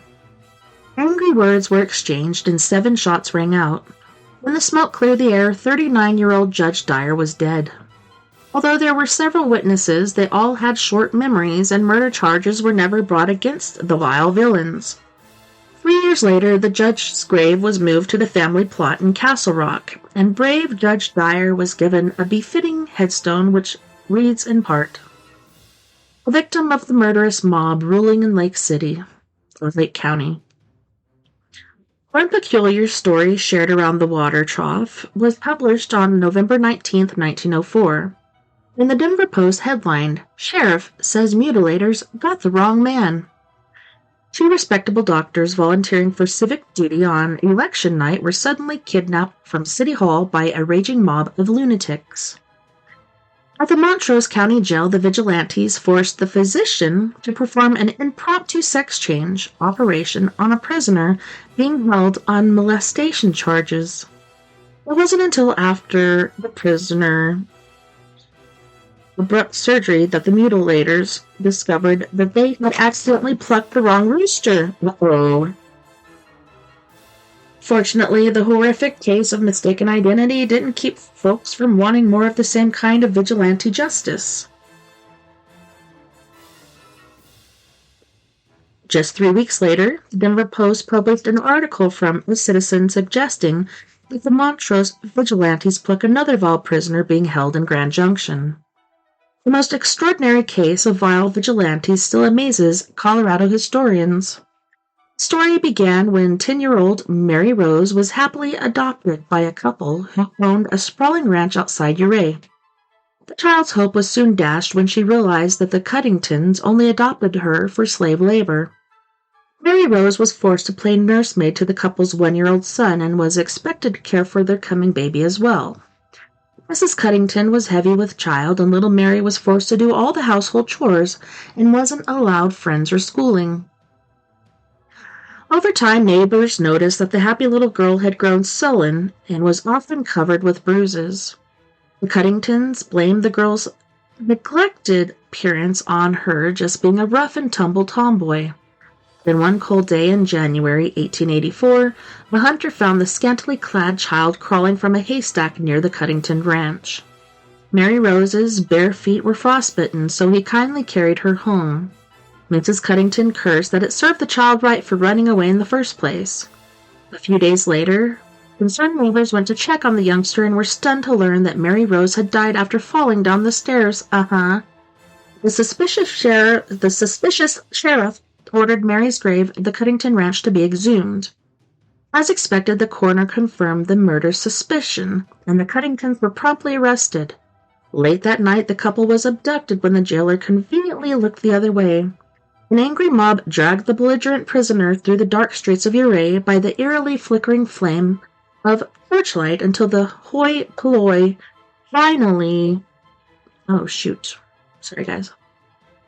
finally reached the edge of town. A rope was thrown over the ridgepole of an abandoned cabin, while Mr. Cuddington made a last-ditch effort to proclaim his innocence.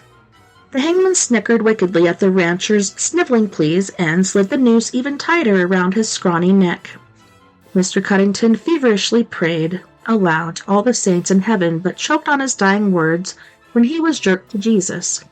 Mrs. Cuddington belted out a blood-curdling scream as she watched her husband violently convulse above the raging mob. A readied rope was then thrown over the lofty branch of a cottonwood tree, and the unbridled crowd cheered upon seeing that there would be an encore performance. The young mother cried for the sake of her little boy at home and for the life of her unborn child, but her horrific cries fell on deaf ears. Mrs. Cuddington screamed in terror when the hangman's noose was slipped over her head, and the executioner hissed that it was time for the child killer to die. A split second later, the pregnant woman was sent kicking above the roaring crowd until she slowly strangled to death on the hemp necklace. News of the vigilante's wicked execution quickly spread across the country, and by and large people were aghast about the blood spilled in Uray. The New Haven Register blasted. Hold on. Wait a tick.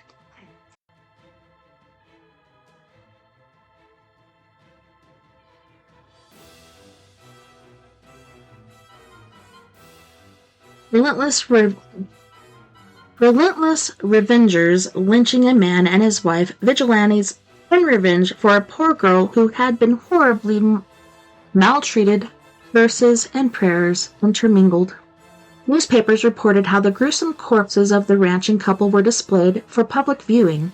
One story told of how Mrs. Cuddington's eyes bulged from her head and how Mr. Cuddington's withered tongue flew from his blood-foamed mouth. No doubt the horrific details sold a lot of newspapers, and folks came from all around the country just to take a gander. But scornful townsfolk agreed that the Cuddingtons got their just rewards and refused to allow them to be buried in the city cemetery. So the despicable couple was interred at the ranch. Little Mary Rose was taken to Denver, where she was at least given a decent Christian burial. Vile vigilantes were never arrested for murdering the Cuddingtons. However, nobody in town ever complained about it either. The ghost town of Granite, once the county seat of Lake County, is now part of Chaffee County. All right, boys and girls. Well, it is about that time. So, thank you so much once again for hanging out with me tonight. It was my pleasure hanging out and entertaining you. Thank you to all of my friends out there, wherever you may be listening Beyond the Omniverse tonight. I had a wonderful time, and I can't wait to do it again sometime this week, or perhaps even this next weekend. Don't forget, we are all in this together. Together, we can make the world a bit better. And together, my friends, we are Paradox Media, because without you, there is no us. Nighty-night, love and light, take care of my use, and I will see you on the other side.